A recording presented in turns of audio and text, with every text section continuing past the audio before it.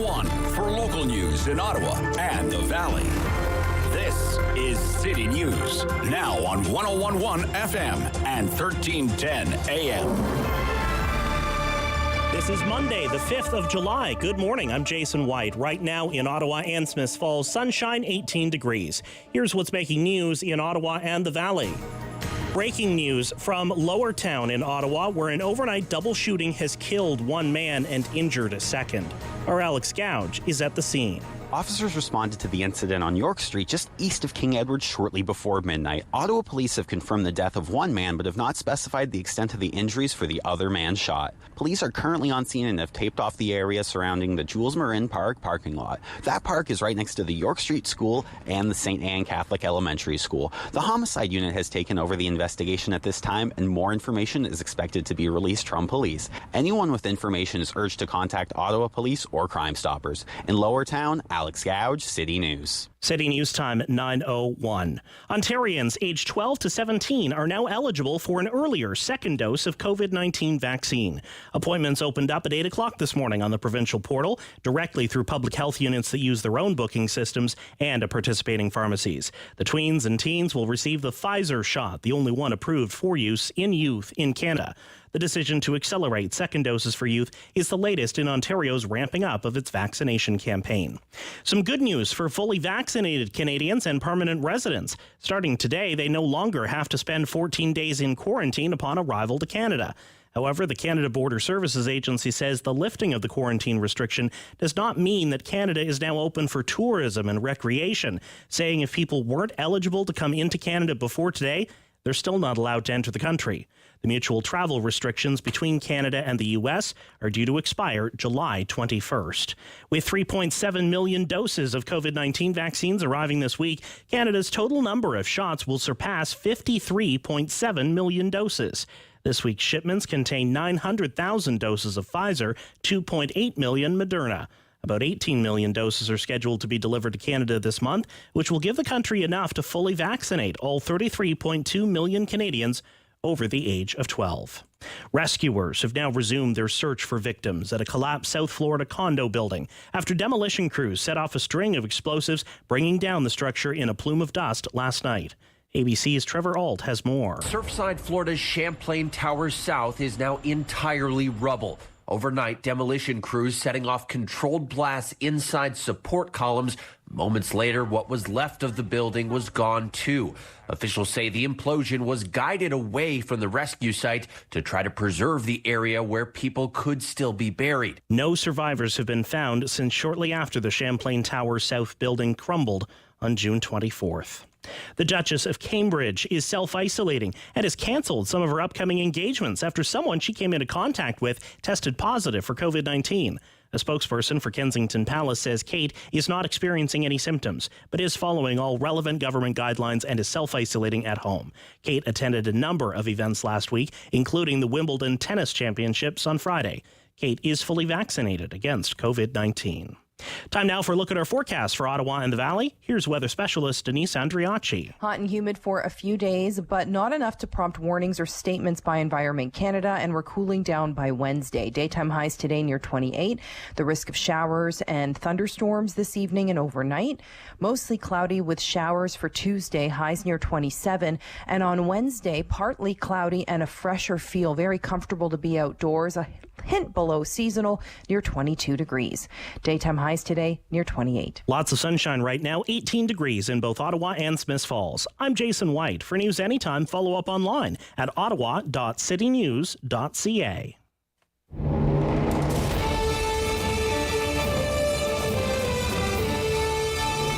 Separating headlines from hearsay. It's the Rob Snow Show on Rogers TV and City News. 101.1 FM and 1310 AM. And we are back. Back after a really nice summer weekend. And we're back on Rogers Television this morning. We weren't on Rogers Television last week, but it's great to be back there as well. If that's how you prefer to listen to us and watch us, welcome to the Rob Snow Show on City News. Thanks for taking part of your day to be part of our program. Great show ahead. Don't think you'll be disappointed. We are going to have some coverage today about a big local story, and it's been a big local story for years, and that's the future of the Civic campus of the Ottawa Hospital. There was a protest about this weekend. A new hospital, okay? A $2.6 billion hospital. No, $2.8 billion hospital. Okay? Brand new, all the bells and whistles. So the most important healthcare project by far in the community is this one. And people are out protesting against it. We'll have one of the protesters on. And I guess you could say protesting against it again. Have we run out of things to protest against that we're protesting against brand new hospitals now? Down with the hospital, down with the hospital. I don't get it. I really don't get it. Don't get what Clive Doucette is doing there either, the former city councillor. He doesn't even live in Ottawa anymore.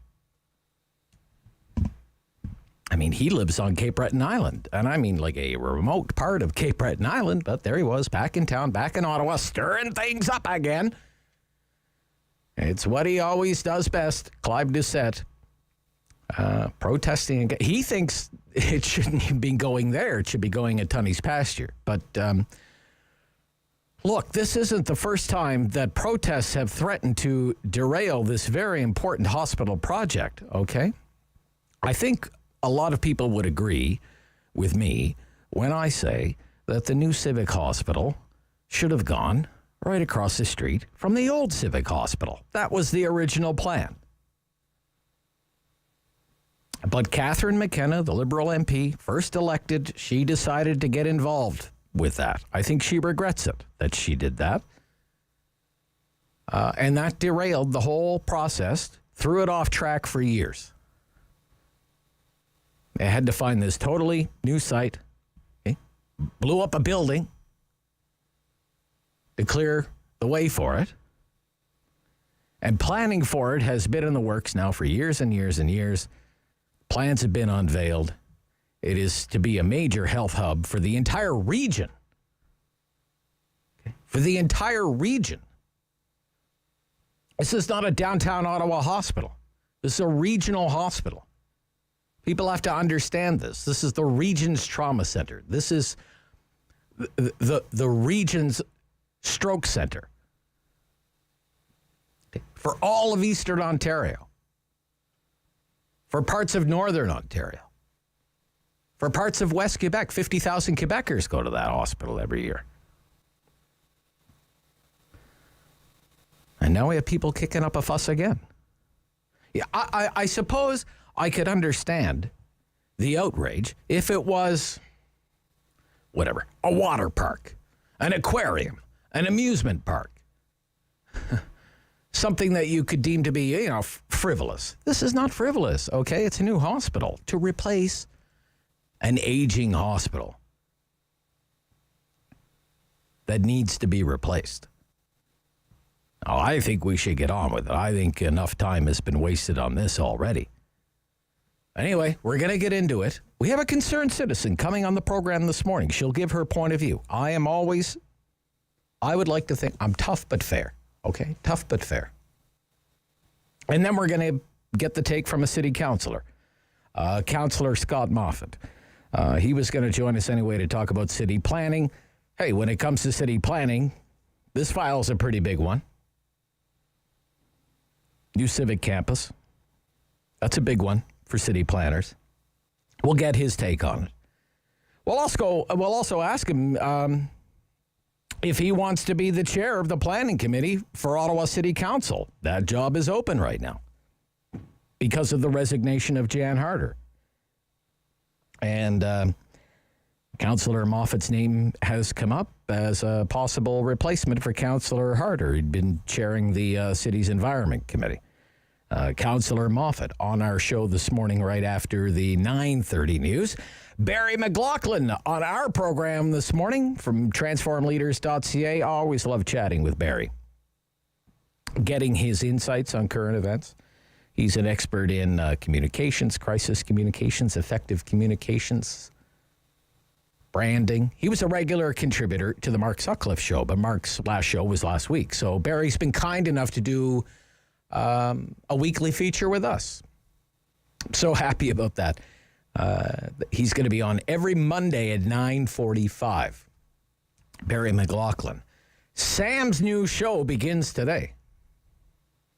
Right after the Rob Snow Show, we'll do the noon news from City News, and then we roll into 2 more hours of great local talk radio with the new Sam LaPrade Show. I am so excited about this. I have to tell you, I'm so excited for Sam. When it comes to local news, local radio news, local news talk shows, I mean, usually the talk is, for the last 10 years, it's been about, what shows are being canceled, okay? It's tough. It's tough in the news business. But anytime a local radio show is launched, that is a time to celebrate. Ladies and gentlemen, it really is. That's a great news story, and you're in great hands. Ottawa with the new Sam LaPrade Show, noon to 2 every weekday. Here on City News Ottawa. Now, with Barry today, he's a political junkie, too. I have to ask him what he thinks Trudeau is doing right and why O'Toole is really struggling. I have to tell you, when I talk to local conservatives, they're a pretty down bunch these days. They're looking at the polls same way I'm looking at the polls. They're seeing the polling numbers that are really the lowest since Harper and McKay put this party back together and went on to govern for the better part of a decade. Okay. Polling numbers, 25% in the polls, 26% in the polls. Not unusual to see those kinds of results for the Conservatives these days. With an election just around the corner, J.P. Fournier wrote in recent days for Maclean's, you used to be able... you could lock it in for a poll. You used to be able to count on 30% would be the floor for the Conservatives, that there was a solid floor there for the Conservatives. The election campaign comes and you try to grow that 30% to, say, 35 or 36%. But now with these polling numbers, like 30% is the ceiling. It's not the floor. And meantime, the Hill Times headline this morning, they can't touch Trudeau. Quote, they look at all his rivals, quote, nobody is even close. Nobody is even close to Trudeau. So we'll get into all of that with Barry. And, in the meantime, more headlines like this one in the Globe and Mail this morning. Liberal Party paid U.S. firm $1 million with taxpayer money. Taxpayer money. Report Bob Fife and Steve Chase. Once they get on to something, there's usually more than one story from those two. From the Parliamentary Bureau of the Globe, a U.S. data software company that runs liberal digital voter outreach. Voter outreach. In other words, like partisan political activity, has been paid $1 million from parliamentary funds since 2016 to exclusively handle constituency casework for party MPs, raising more questions about whether taxpayer dollars are being used for election-related activities. Nobody is even close. Nobody is even close. And it is the July 4th long weekend for our American friends. So we might even, with Barry and with my friend Geoffrey Johnston from the Kingston Whig-Standard, he's on the show after the 11 o'clock news, might talk a little bit about Trump today. Hey, Trump is back doing rallies. I don't know. I don't know what to make of Trump and these rallies. People are showing up, like 20,000 people, 25,000 people showing up for a Trump rally. There are people who actually believe that Donald Trump is going to be reinstated as the president of the United States sometime in August, like sometime next month. I think those people are delusional. But could Trump really make a comeback? Do you really count the guy out? Or is Donald Trump maybe going to be lucky if he stays out of prison? Those could be your choices. Donald Trump becomes president. Donald Trump goes to prison. Maybe somewhere in between. July 4th, long weekend for our American friends. Good enough time to talk about Trump as any, I suppose. Meantime, Canadian politics, both Ford and Trudeau are doing news conferences today. Premier Ford has a 10 o'clock news conference with some of his high-profile cabinet ministers. That's taking place in North Bay. Not sure if we're going to have a feed from North Bay, but we'll do our best. Rod Phillips is going to be there. He's the new long-term care minister now. He'll be with the Premier. And so will Vic Fideli. He's the economic development minister. He used to be the mayor of North Bay, if I remember correctly. And Mr. Trudeau, meantime, is in Sault Ste. Marie today, taking the Trudeau show on the road. He'll be in the Sault with the industry minister. We're going to make some kind of announcement at Algoma Steel, probably something related to, I'm thinking, going green in the steel business. That is 11:45. Wonder if we'll be able to get a fee from the Sault. We'll do our best. And we'll do the talkback hour, because we do that every morning between 10 and 11 o'clock on the Rob Snow Show. Take your calls. Listen to your opinions, okay? You know how it works. You call, talk to David for a little while, and then you talk to me. And then I'll listen, and sometimes I agree, and sometimes I disagree, and there's debate, and sometimes there's arguments, okay? We try to keep it cordial for the most part. I really want to get into the Civic Hospital business with you again. I mean, to me, it's a massive project. It's been delayed once already. I don't think we can afford any more delays, let alone rip up plans and start all over again and find a new place for it. I just think that's being unrealistic. 6 years since that exploded or imploded, take your pick. And it's going to take probably another decade before the hospital even sees its first patient.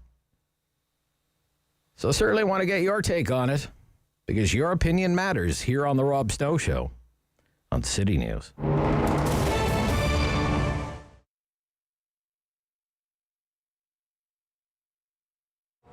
So the birth of Absinthe was 2002, I think, 2003, and I was working at Urban Bistro, happily, where Allium is now. And then the space where Holland Cafe was came up. It's on the corner of Spencer and Holland. And I spoke to the landlord, and there's a lot of interest from a lot of other people, but he and I just, got along super well, and he put a lot of faith in me. So Carmen Turner is his name. He gave me the lease to the place and really pretty much gave me all the equipment in the place. So I was really lucky. I've been really lucky with landlords that way, actually, both my current landlord and Carmen Turner. Because if there hadn't been Carmen Turner, there wouldn't have been Absinthe. So we were there for a few years and just sort of outgrew the place. And then now we're here. It's obviously been tough, and it's been tough for everyone. I mean, that's been the big democratic sweep of, like, in restaurants and the hospitality and the arts that we were talking about earlier. It's like everybody's been impacted pretty much the same. From everybody that I talked to, we're down 80%. We're climbing out now. I think one of the saddest things is like we went down to 2 employees from 25, and we're now at 4, and we're bringing 2 new people on this week, so we'll be at 6. So it's little steps. So it's been tough. It's I've got the most expensive clubhouse ever here, because some days you come and you don't do any business, but you're here. But I'm grateful for what I do have. I think everybody's optimistic now, not necessarily just about the vaccine, but about like the vaccine, spring, being able to be outside. I think you're going to see a lot of like pop-up things happen in parking lots and on sidewalks and all, and like that, rather than being actually inside somebody's commerce. I think we'd like to take it outside. I know my staff would. My staff like the outdoors now, all of a sudden, all 4 of us. 6 soon. But we'll be doing some business in the patio in the parking lot, and we have a patio out front. And I think I hope other restaurants and stores will do the same. I hope that they take advantage of like the sidewalk and doing sort of guerrilla marketing and stuff like that, and really shaking it up a bit. You can find us at Absinthe Cafe at 1208 Wellington Street West in Hintonburg, and you can find us online at absinthecafe.ca. Rob Snow Show returns on Rogers TV and City News. 101.1 FM and 1310 AM.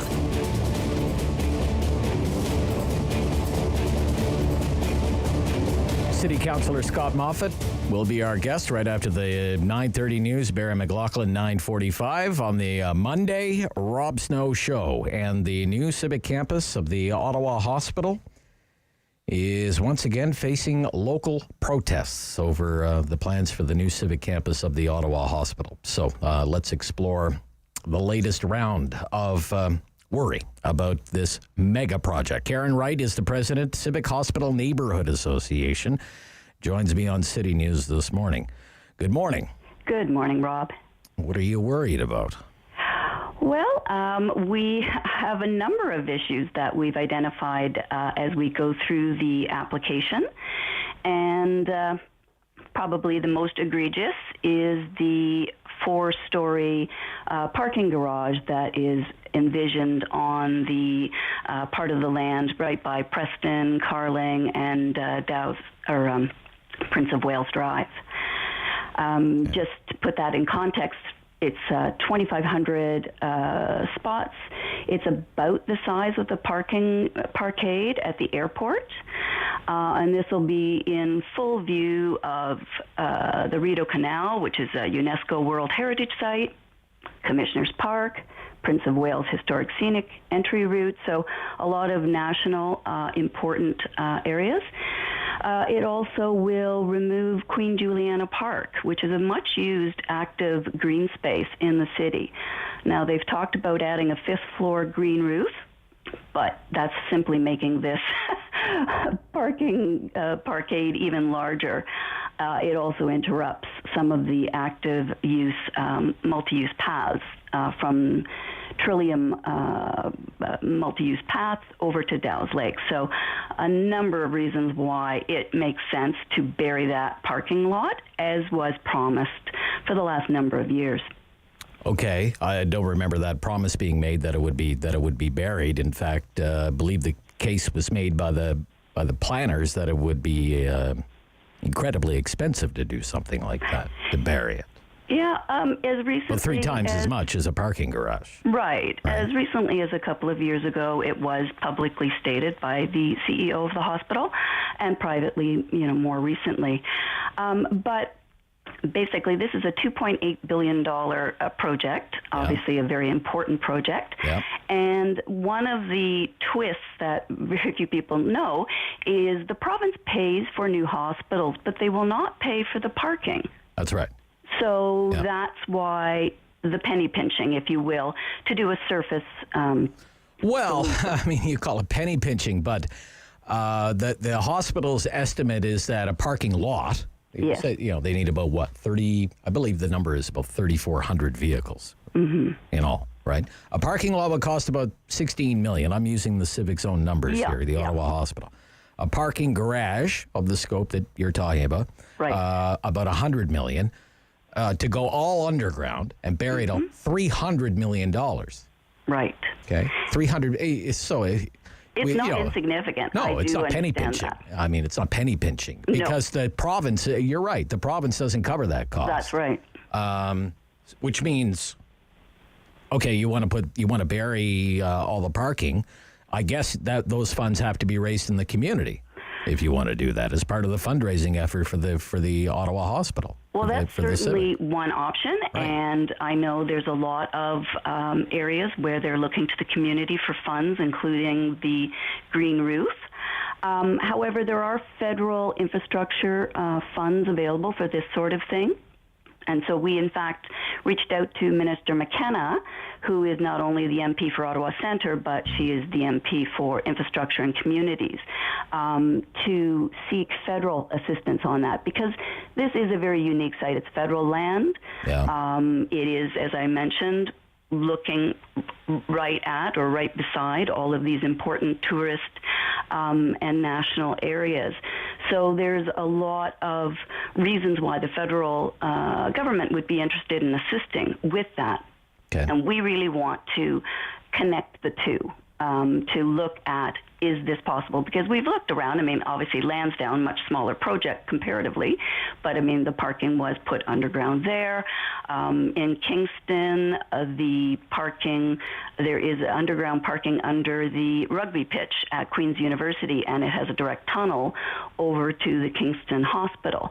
So it's not without precedence, and as we look around the world, it seems that, especially in urban settings, underground parking is what is normally done. Okay, you do. What are some of your other concerns? Parking is one. Yeah. What about traffic? I mean, 1 million people. This is going to serve 1 million people. I know. And they're not all coming from inside the Greenbelt. People are going to have to drive there, right? I know there's a lot of talk about public transit, light rail, buses, but when I had the CEO of the hospital on, he said people are going to come here by car, they're going to come here by bus, they're going to come here by light rail, they're going to come here by bicycle, and they're going to come here by helicopter. He's quite right on that. Right? So you do realize there's going to be traffic. Oh, right? Absolutely. Not much you can do about that. No, although we need to make sure we are accurate on our estimations of traffic, make sure we flow the traffic the right way so we're not bottlenecking all over, and not just relying on local residential streets. So, for example, the transportation impact assessment currently is suggesting, with all the traffic that is on Parkdale related to the hospital, they've removed it because, the Civic is moving. So that makes sense until you realize the province is replacing the current Civic campus with post-acute care, clinics, etc. So it will be as busy as it was before. So removing those numbers from the study is inaccurate. Also, when they looked at how much parking do they need, they looked at how many of the staff are going to come in by, say, LRT or bus. So today, 85% of the staff drive to the Civic. And on day one, they believe that will drop to 50%, and that will even drop further later on to 35%. We feel this is overly optimistic that on day one the number will drop that much, especially in light of the fact there are 2 times the number of employees on opening day as the current Civic, and at full build-out, which is 20 years later, it'll be 3 times. So these are areas that are very important to get right. Otherwise, you could undersize the parking. You could and then that's going to spill over to streets, and people are going to be driving around and around looking for parking, or just lost. Look, our time is tight, so I want to ask you something else. I know some of these protesters, like Clive, for example, who I've known for a long time, says it should be a tonnies. Now, you mentioned Parkdale. To me, whether the new hospital south of Parkdale or north of Parkdale, your problems are going to be the same. But where are you on this whole, we should have put it at tonnies thing? Well, you know what? As a community association, we're really focused on the development proposal that is before us. Because if it goes through, we need to do our work to ensure we've helped as much as possible to make it successful. If we don't do that, if we ignore all the work that needs to be done to talk about cut-through traffic on things like Parkdale and Sherwood, we won't be doing our members or the community any favor. So we are, as a community association, that's where we're focused. Okay. Thank you, Karen Wright. I'm sure it's not the last time we'll speak on this issue. Thank you again. Well, thank you very much. Nice to hear from you, the president of the Civic Hospital Neighbourhood Association. More on this story, Councillor Rideau-Goulbourn Ward, Scott Moffatt, on big planning issues about a brand new hospital and planning overall in this city. This is the Rob Snow Show on City News.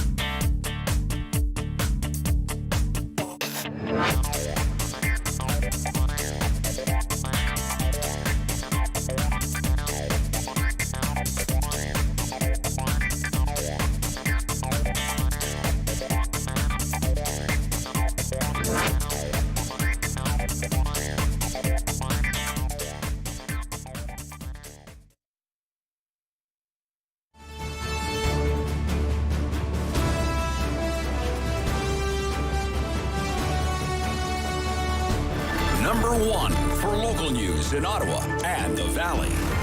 This is City News, now on 101.1 FM and 1310 AM. This is Monday, the 5th of July. Good morning. I'm Jason White. Right now in Ottawa and Smiths Falls, mainly sunny, 20 degrees. Here's what's making news this hour. A double shooting in Lower Town in Ottawa has killed one man and wounded a second. It happened just before midnight last night on York Street, east of King Edward. The Ottawa Police Homicide Unit is searching for the shooter or shooters who fled the scene. Ontarians aged 12 to 17 can now book an earlier second dose of the COVID-19 vaccine. Eligibility opened up at 8 o'clock this morning, the latest in the province's ramping up of its vaccine rollout.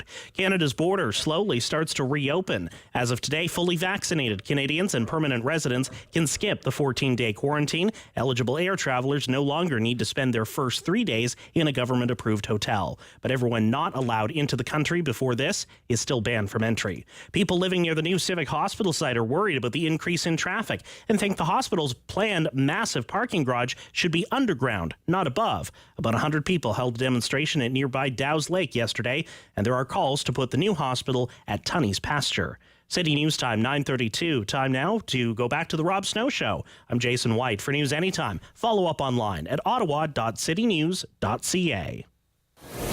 The world is changing. So keep up with Rob. The Rob Snow Show returns on Rogers TV and City News, 101.1 FM and 1310 AM. Pleased to welcome to the Rob Snow Show City Councillor Scott Moffatt, who represents Rideau-Goulbourn Ward. Good morning, Councillor. Good morning, Rob. How are you today? I'm good. How are you?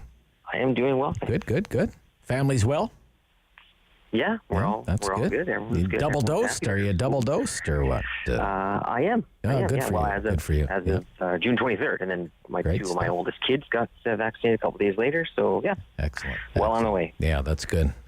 Yeah, there's a different vibe about the vaccination program now than say a couple of months ago. It's good. Well, there's tons of spots, right? I mean, as of today, kids between 12 and 18 can advance to their second dose within 28 days. So get on there. If you've had it, get on there and book a space, accelerate that space because, take the opportunity. Let me ask you, do you want to be the chair of the planning committee?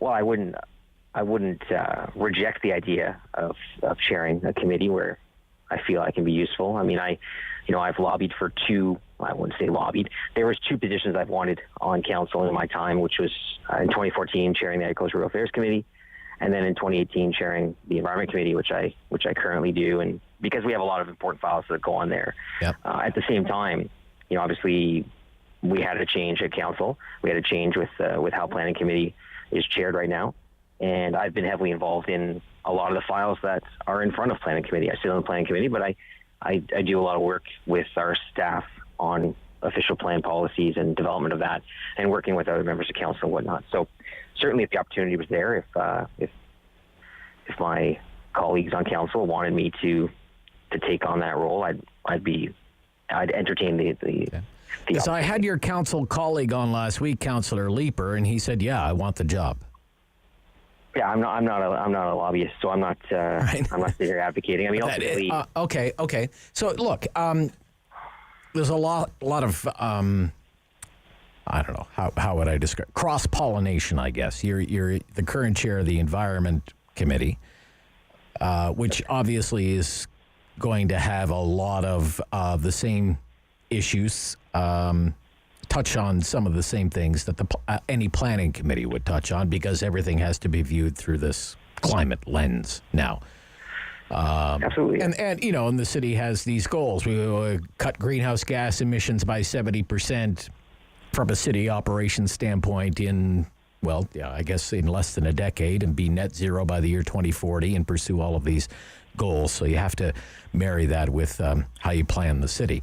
Let me ask you how you think the city is doing when it comes to planning right now. For example, some themes that have been playing themselves out around the council table is basically developers are too powerful. They run the show.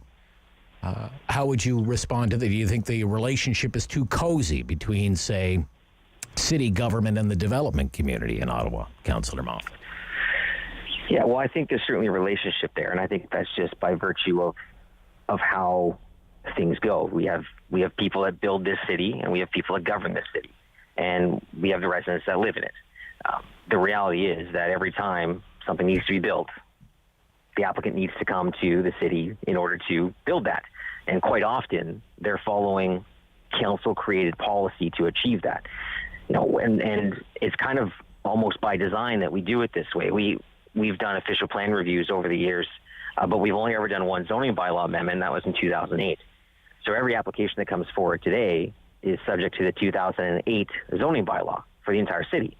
But all the policies that we've created since then usurp that zoning, which requires the applicant to rezone the property to meet the needs of the official plan or of any different policies like transit-oriented development. You know, we put a transit station somewhere. Well, guess what? The zoning didn't consider that. But our new policies for transit planning around transit stations require more height. Well, who's the one that has to come forward and apply for more height? Well, it's the developer.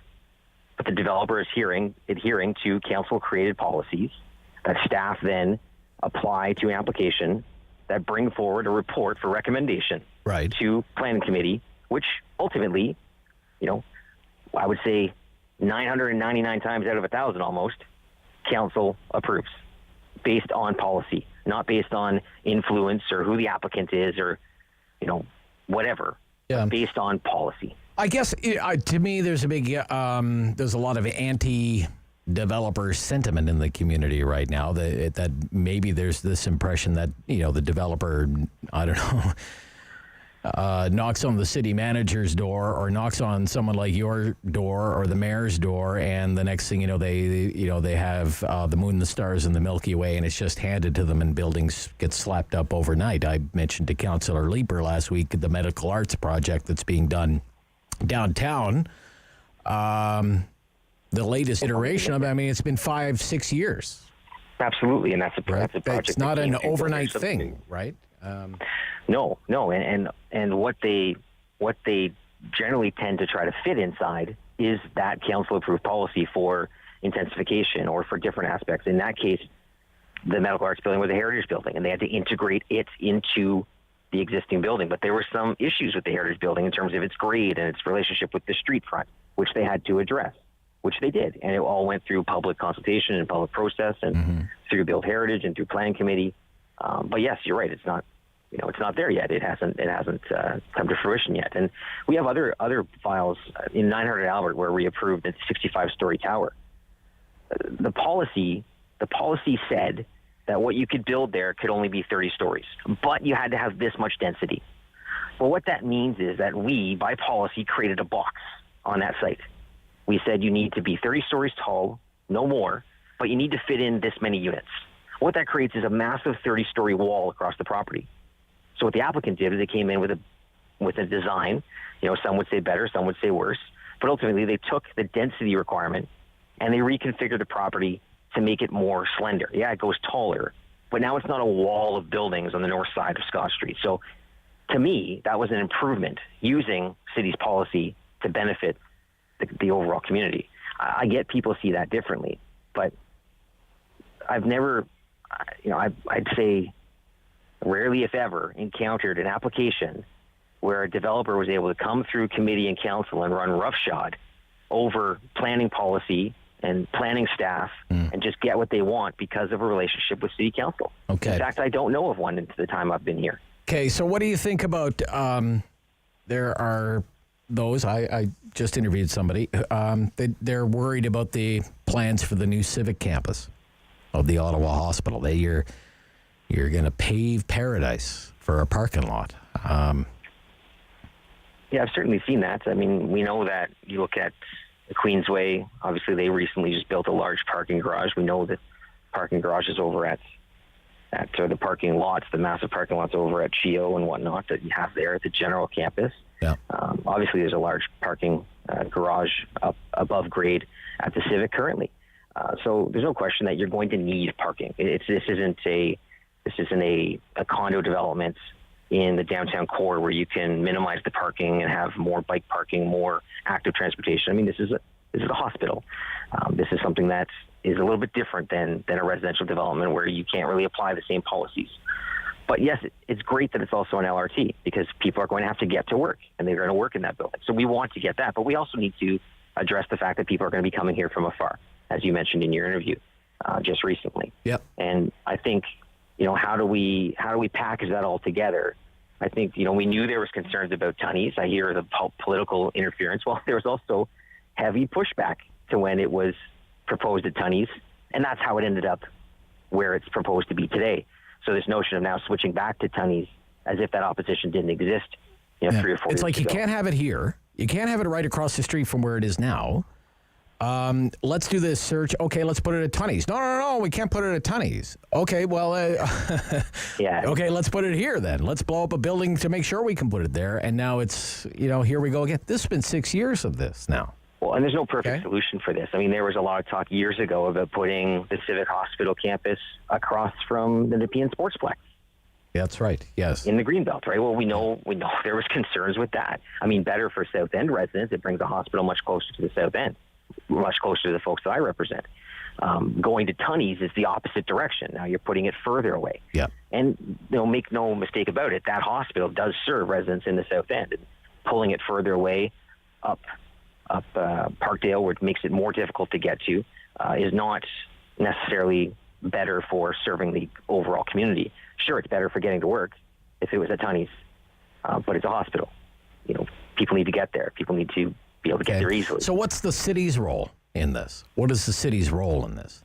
Well, it's interesting. It's almost like LeBreton Flats. We don't own the property. We don't we don't pay for the development. We aren't operating the facility that gets built on there, but we do have a planning role. And so the application does have to come forward to council to approve the site plan. So it's an interesting role because ultimately everyone who's involved in this is above the city in terms of the hierarchical powers of government. Right. But we do have that sort of planning role. And, I think the community and working with councillors, working with the mayor's office can likely see some of the vision and see if we can address some of the concerns. But at the end of the day, it will be up to the province and how they respond to this and how they see this development going forward.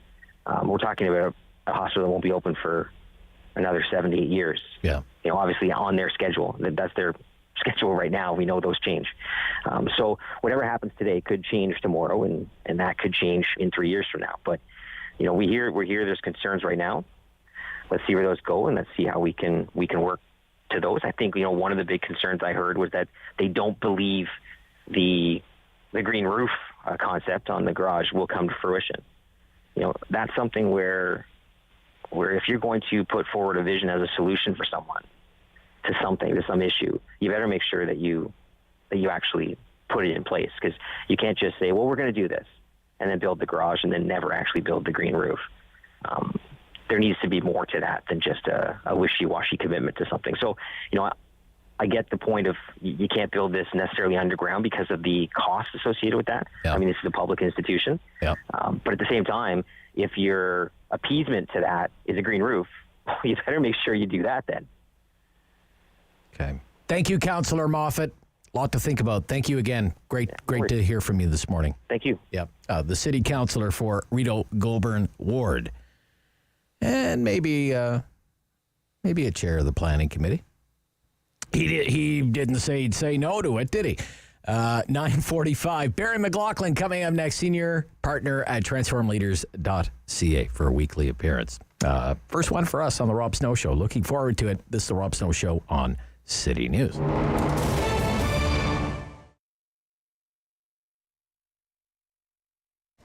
Ottawa Markets was created by the City of Ottawa to help rejuvenate the outdoor markets program in Byward and Wellington West, where we have the Parkdale Market. And so we set to work on bringing in the right team with the right experience and reaching out to local vendors and local farmers, because we knew when we did a survey of our customers that was the one thing that was really important to them, both at Byward and in Parkdale, is to start bringing back that local product. And that's what you can see behind us here at the York Street Farmers Market. We put in place a Farmers First policy, which means that we will deal with farmers from the region first. And we're going to give them priority in terms of placement. They're going to have reduced fees in coming to the market. We've also made it free for any farm that's been in operation for under 2 years. The market also put in place a BIPOC initiative, which is a Black, Indigenous, and Peoples of Color initiative, which provides grants and support opportunities for folks from those communities to come on out to the market to reduce systemic barriers that have existed. As a farmer's market, we can have a variety of vendors here, from an artisan to a microprocessor who's taking local ingredients and putting them into a product in a kitchen and selling that, to breweries and distilleries this year, which were changes that the province put in place, which allowed us to bring in a few of those vendors as well, which I think is a nice surprise for people sometimes at 9 in the morning after a pandemic. But it's been going really well, and some of the breweries have been pretty appreciative, because for them, whether it just be doing delivery or curbside pickup, it gives them an opportunity to come back out and talk with their customer and talk about what makes their product so special. Throughout the market, the health and safety protocols that you're going to see, masks are still required. That is obviously the case, and you'll see a number of signs noting that around the area. We've got a number of hand sanitizer units, I call them droids, throughout the area that you can sort of just grab a pump or a squeeze wherever you go. But what we've also had to do is reduce the number of vendor spaces we have in the market by 50%. This ensures that we can guarantee that our vendors are going to have that distance, that we can, have a little bit better flow around the market. But what we also did was, as I said, we created the York Street Farmers Market, which is just microprocessors and local producers only, and that's on Saturdays. In Parkdale, we launched the night market, which is bringing a lot of the same content, but in the evening, and residents are sort of spilling out into the park. So we're looking at what we're doing as trying to support, create, and enhance public space for the residents of the city. It's been great. The community, which is what this market is here for, and then as tourism comes back, obviously we'll welcome all visitors. But the response has been really great. The community's come on out, they're speaking with their wallets and their dollars, which obviously at the end of the day, we want a great experience, but it needs to be a valuable economic opportunity for the vendors who are coming out.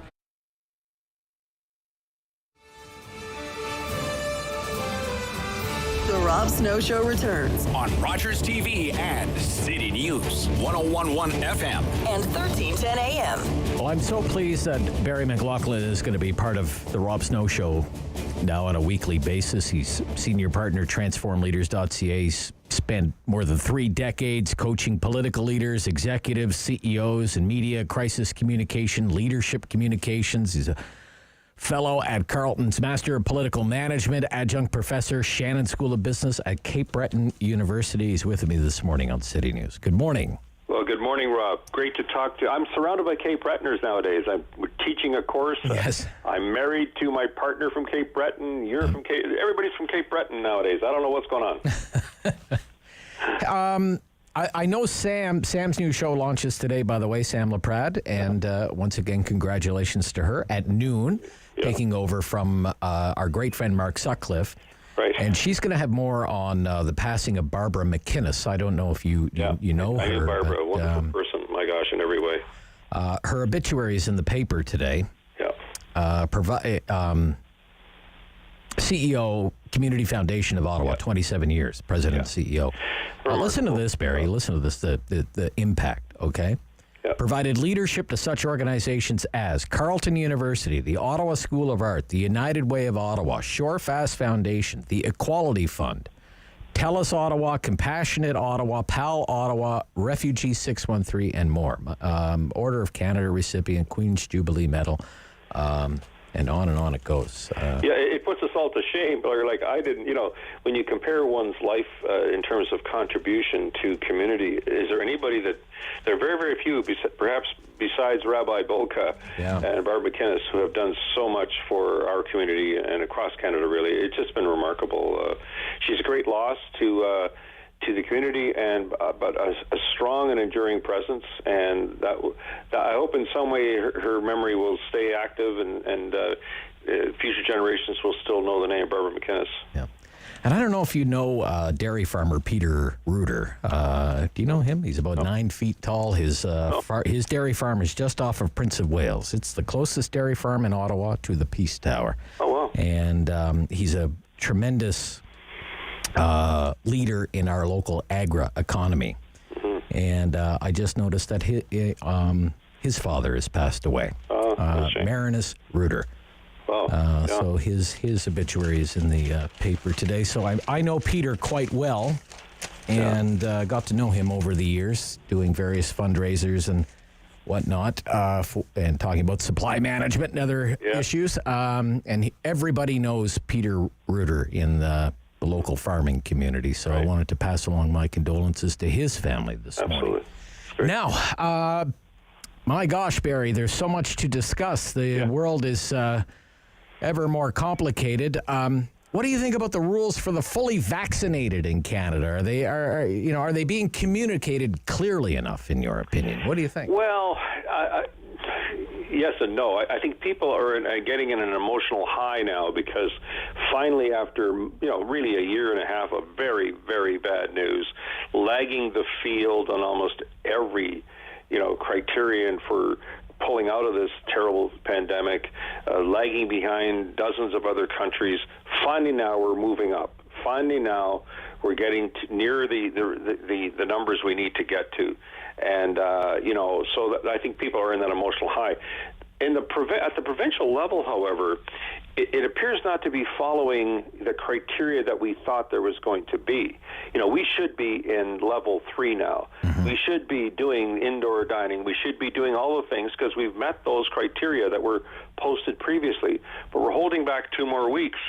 And, of course, I'm always concerned about changing. Yes, you can jump ahead when you've done the work to as a society to benefit, to benefit from that levels. But we're hanging back 2 more weeks. I guess the Premier has decided, this is my intuition of it, that he's only going to get hammered if he opens too soon. He will not be hammered really for being behind on the opening. He must have figured out that equation because people are ready now for level 3.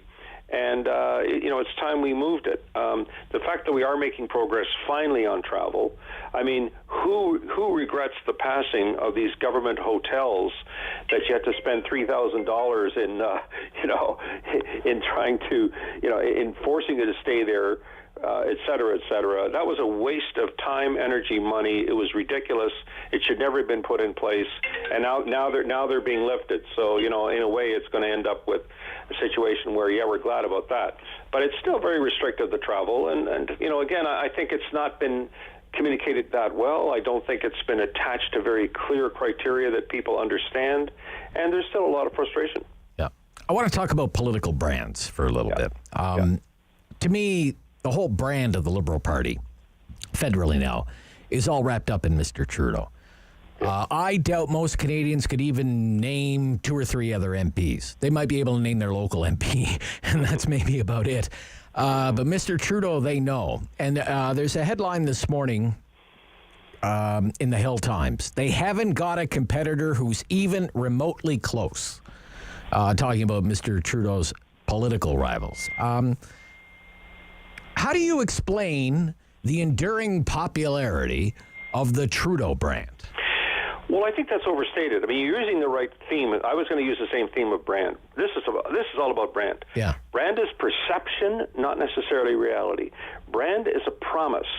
The promise of Starbucks, the promise of Coca-Cola, the promise of McDonald's, the promise of Walmart, those brands are very clear what they're promising you. If you walk into Walmart and are expecting another level of service and high premium prices, you are in the wrong store. You didn't even track the brand of Walmart. And Canadian Tire, they're very clear on their branding. Same in the world of politics.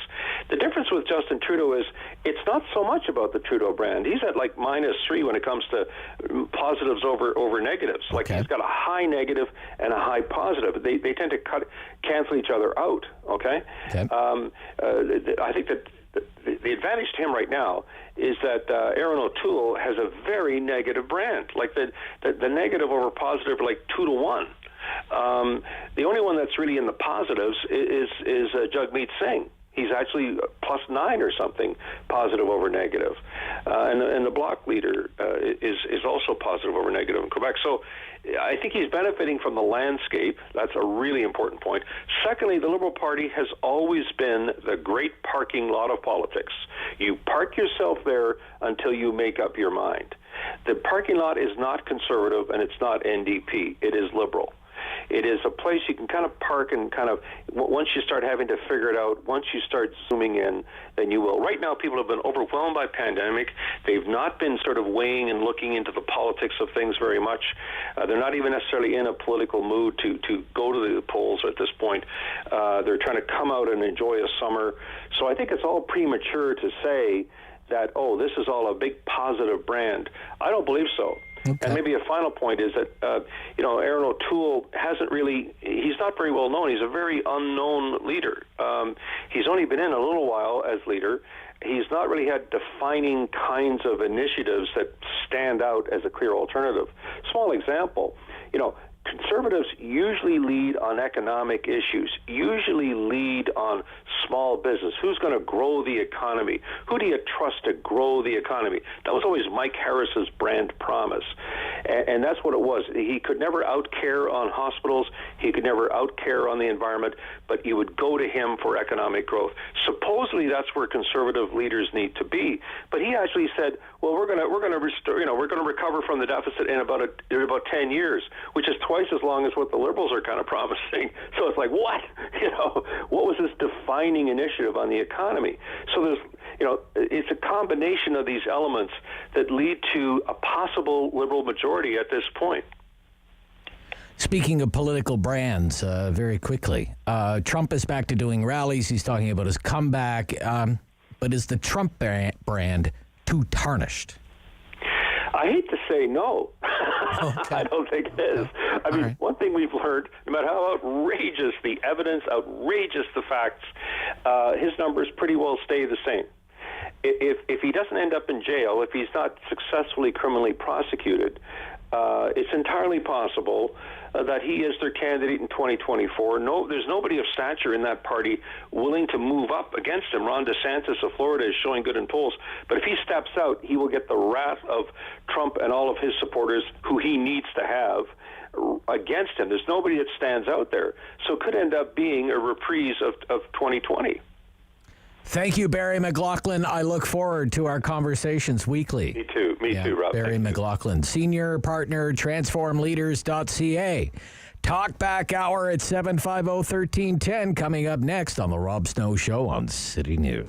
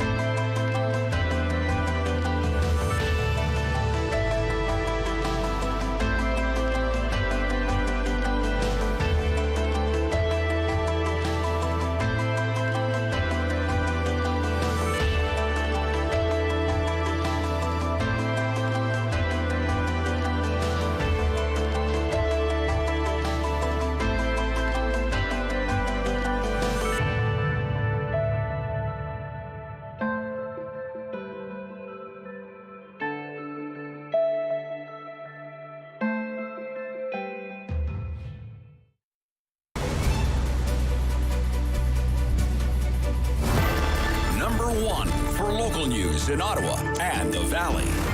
This is City News, now on 101.1 FM and 1310 AM.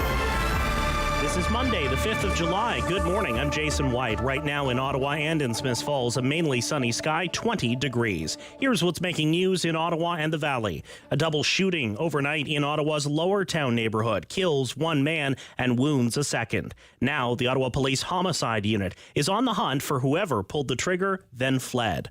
Our Alex Gouge is at the scene. Ottawa police responded to a shooting on York Street just east of King Edward shortly before midnight. OPS says one man is dead and another is seriously injured as a result, but did not specify the severity of those injuries. Officers currently have the parking lots of the Jules Marin Park and the nearby St. Anne Catholic Elementary School taped off.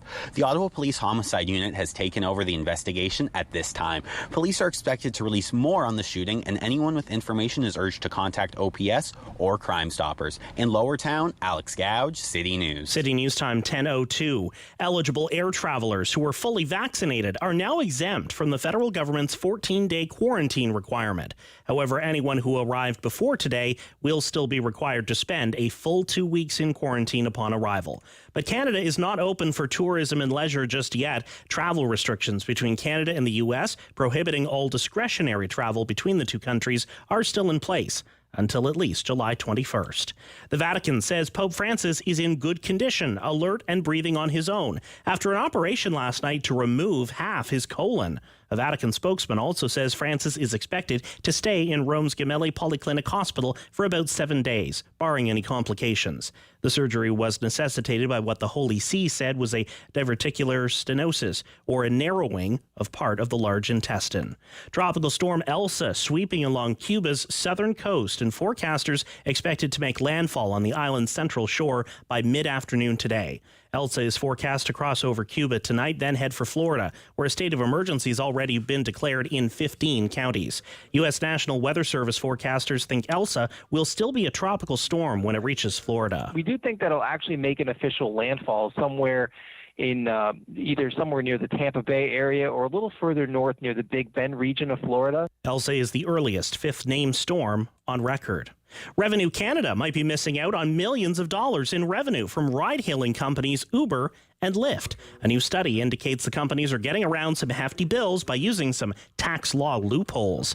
Our business editor Mike Epple reports from the City News Business Center. Uber and Lyft could be avoiding up to $135 million in Canadian taxes each year, according to the advocacy group Canadians for Tax Fairness, by classifying their drivers as contract workers instead of employees. The report, published in today's Toronto Star, says it's actually impossible to know how much the companies aren't paying because of what's described as a lack of transparency in the Canadian tax system. But the estimates are that Uber and Lyft are avoiding up to $81 million in payroll taxes just as a result of their decision to categorize drivers as independent contractors. The Star reports Uber and Lyft are denying the allegations. Both companies decline to say how much they pay in Canadian taxes each year. Lyft, for its part, tells the Star the allegations in the report are misleading or flat out wrong. At the Business Center, I'm Mike Epple. City News time 10:04. Time for a check of the forecast. Here's weather specialist Denise Andriacci. A hot and summery start to the week. Scattered wet weather and thunderstorms also this evening and overnight, but we're expecting daytime highs in the upper 20s, pushing 30. And then, of course, you factor in the humidity, feeling a lot warmer. Smiths Falls and Ottawa not under heat warnings, but other parts of southern Ontario will remain under a heat warning for a few days. So we are going to be hot and sticky. Now, for Tuesday, mostly cloudy, chance of showers and highs near 27 for Ottawa. The daytime high today, 28. Right now, 20 degrees under a mainly sunny sky in Ottawa and in Smiths Falls. I'm Jason White. For news anytime, follow up online at ottawa.citynews.ca. Talk back. Hello. On the Rob Snow Show.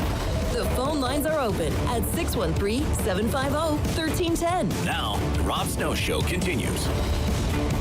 And folks, I want to get into an important local issue with you, and that is the future of the Civic Hospital. $2.8 billion hospital, brand new hospital. Okay. This has been the saga in healthcare in the city of Ottawa, and you see 100 people protesting, and it's in the newspaper, it's on the Supper Hour News, it's all over the news. 100 people. I guess 99 of them local, because Clive Doucette doesn't even live in Ottawa anymore, but I digress. What do you want to see happen here? Okay, what do you want to see happen here? What should happen with the new campus of the Civic Hospital? Protest about this hospital over the weekend. And we're hearing a lot of the same things that we were hearing when all of this fuss was created in the first place. Okay. And you remember what the fuss was, and it scuttled a plan to put the new hospital right across the street from the original hospital. That was the original plan that made so much sense. So there are plans for a parking garage. An above-ground parking garage. Let me ask you, ladies and gentlemen, listeners to the Rob Snow Show here on City News, are you okay with an above-ground parking garage at the new Civic campus of the Ottawa Hospital? The opponents say if there's going to be, if that house, first of all, if that hospital is going to go there at all, you need to bury the parking. You need to bury all the parking. Now, we're talking about this, the hospital administration says it needs parking for about 3,400 vehicles. And to bury it all, underground parking, you would be looking at about $300 million for that kind of thing. That's the hospital's estimate. 3 times as much as it would cost to have a parkade. And the provincial government does not pay for parking infrastructure at a hospital. I don't know why. They think people just click their heels together and land at the hospital. I don't know. But there you have it. Okay? I want to ask you, $2.8 billion brand new hospital. People protesting against it. Are you okay with an above-ground parking garage at the planned Civic campus of the Ottawa Hospital? How about this idea? Rip the whole thing up and start all over again. What do you think about that? We did that once back in, 2015, just ripped it all up, started it all over again, 2015, 2016. Started scoping out new sites from one end of the city to the other. Oh, let's put it out in the far southwest end. Let's put it out near Tunney's Pasture. Tunney's Pasture, still being floated as an option. Tunney's Pasture. What about that? What about that? I put it over to you, ladies and gentlemen. I know it's the dead of summer, okay? But gosh, you got to be tuned into these local issues, or they'll just fall apart right in front of your eyes, because at the squeaky wheel will get the grease, and here we have 100 squeaky wheels. Or should we just get on with actually, building a brand new hospital in Ottawa? What do you think? Because mark my words, there's going to come a time when you're going to need this hospital.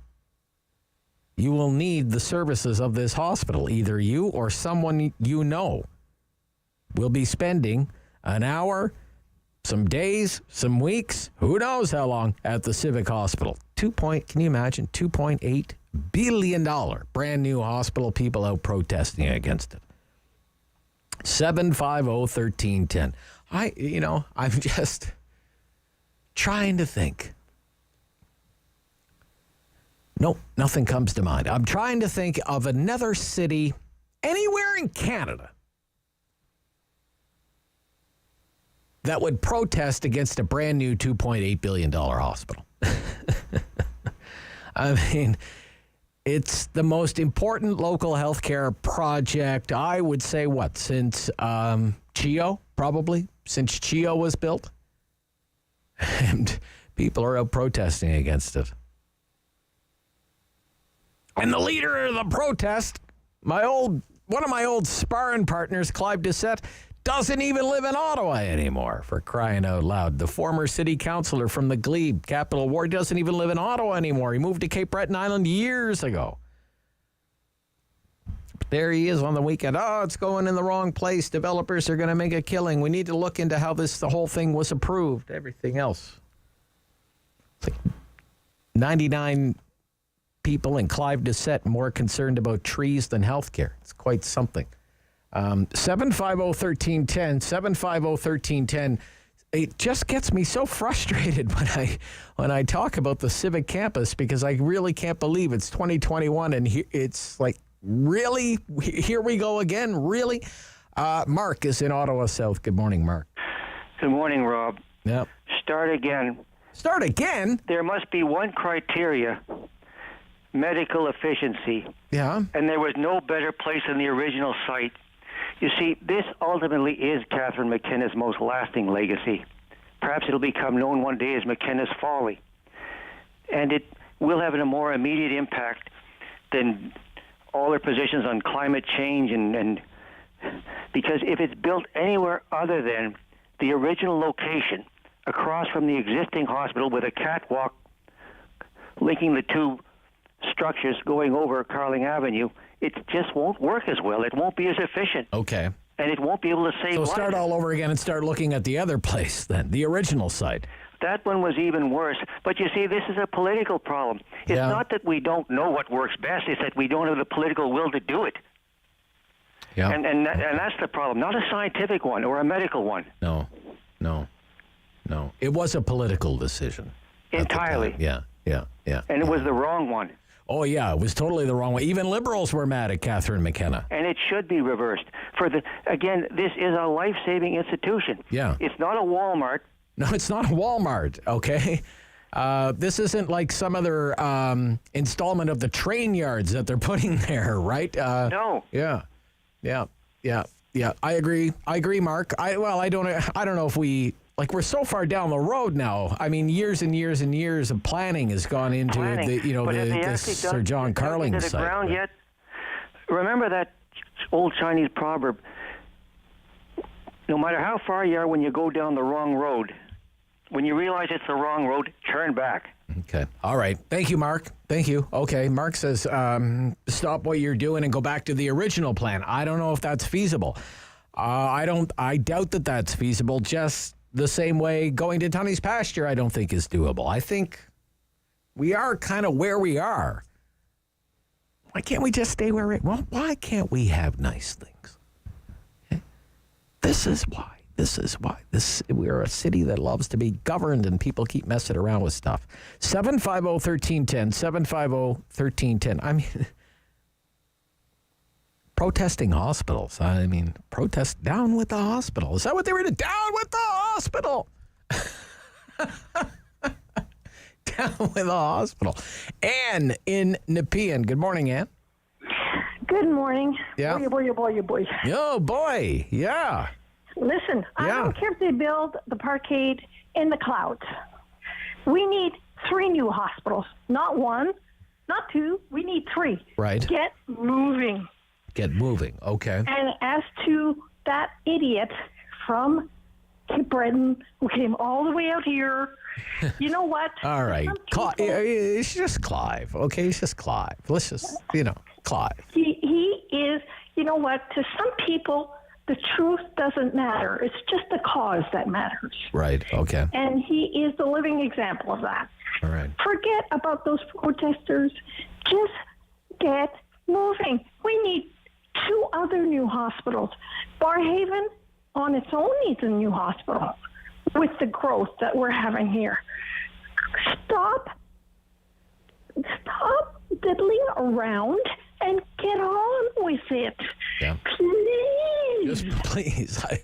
Gosh, you're just singing from my hymn book today, sister. And so you're okay with above ground parking and all that kind of stuff?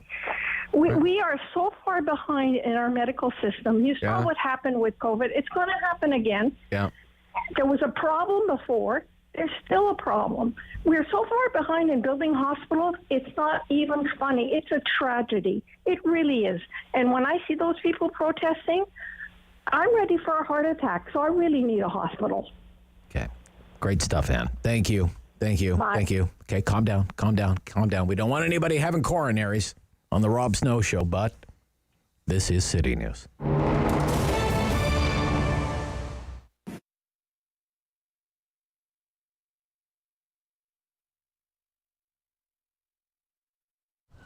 The food cupboard started about 25 years ago Again, it was a very small operation in the basement of a church.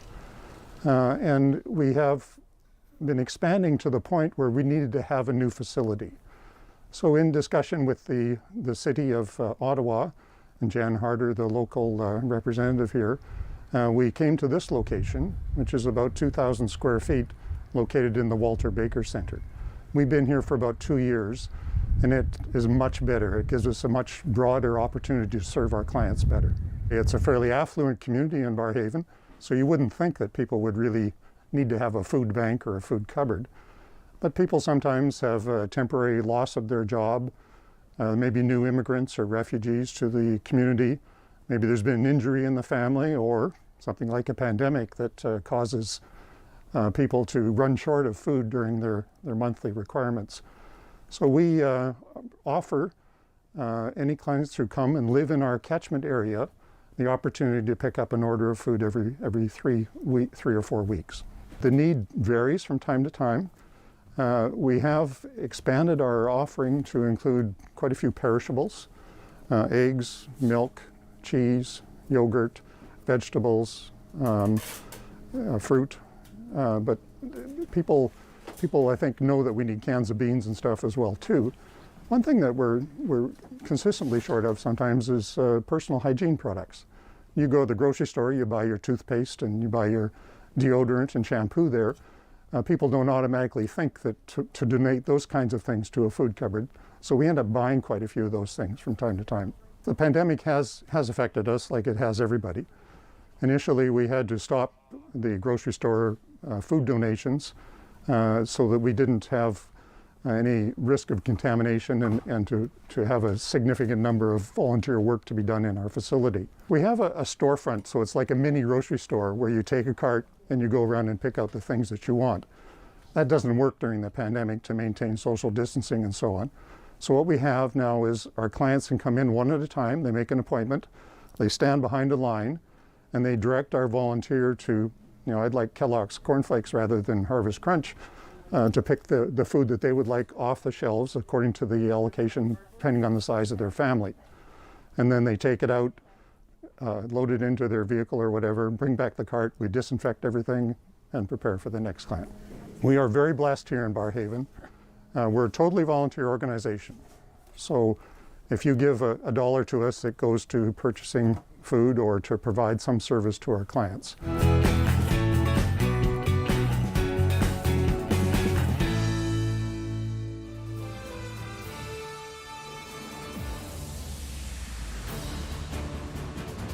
To talk back on the Rob Snow Show. Have your say and call now. 613-750-1310. So we're talking about the new Civic campus and what should happen with the new Civic campus of the Ottawa Hospital, the new Civic Hospital. Okay, protest about that this weekend, yesterday. And hearing a lot of the same things, too much parking, too much traffic, plans for a parking garage.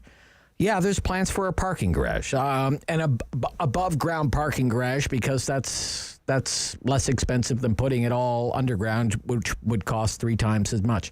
Look, are you okay with having a parking garage, a visible parking garage, from the campus of the new Civic Hospital?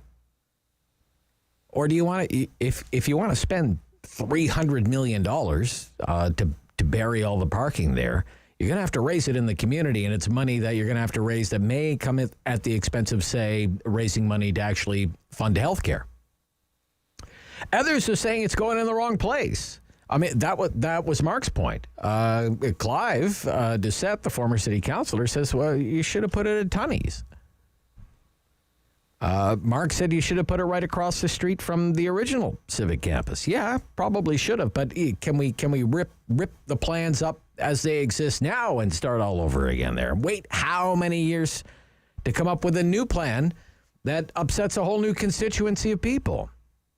Or do you just get on with it?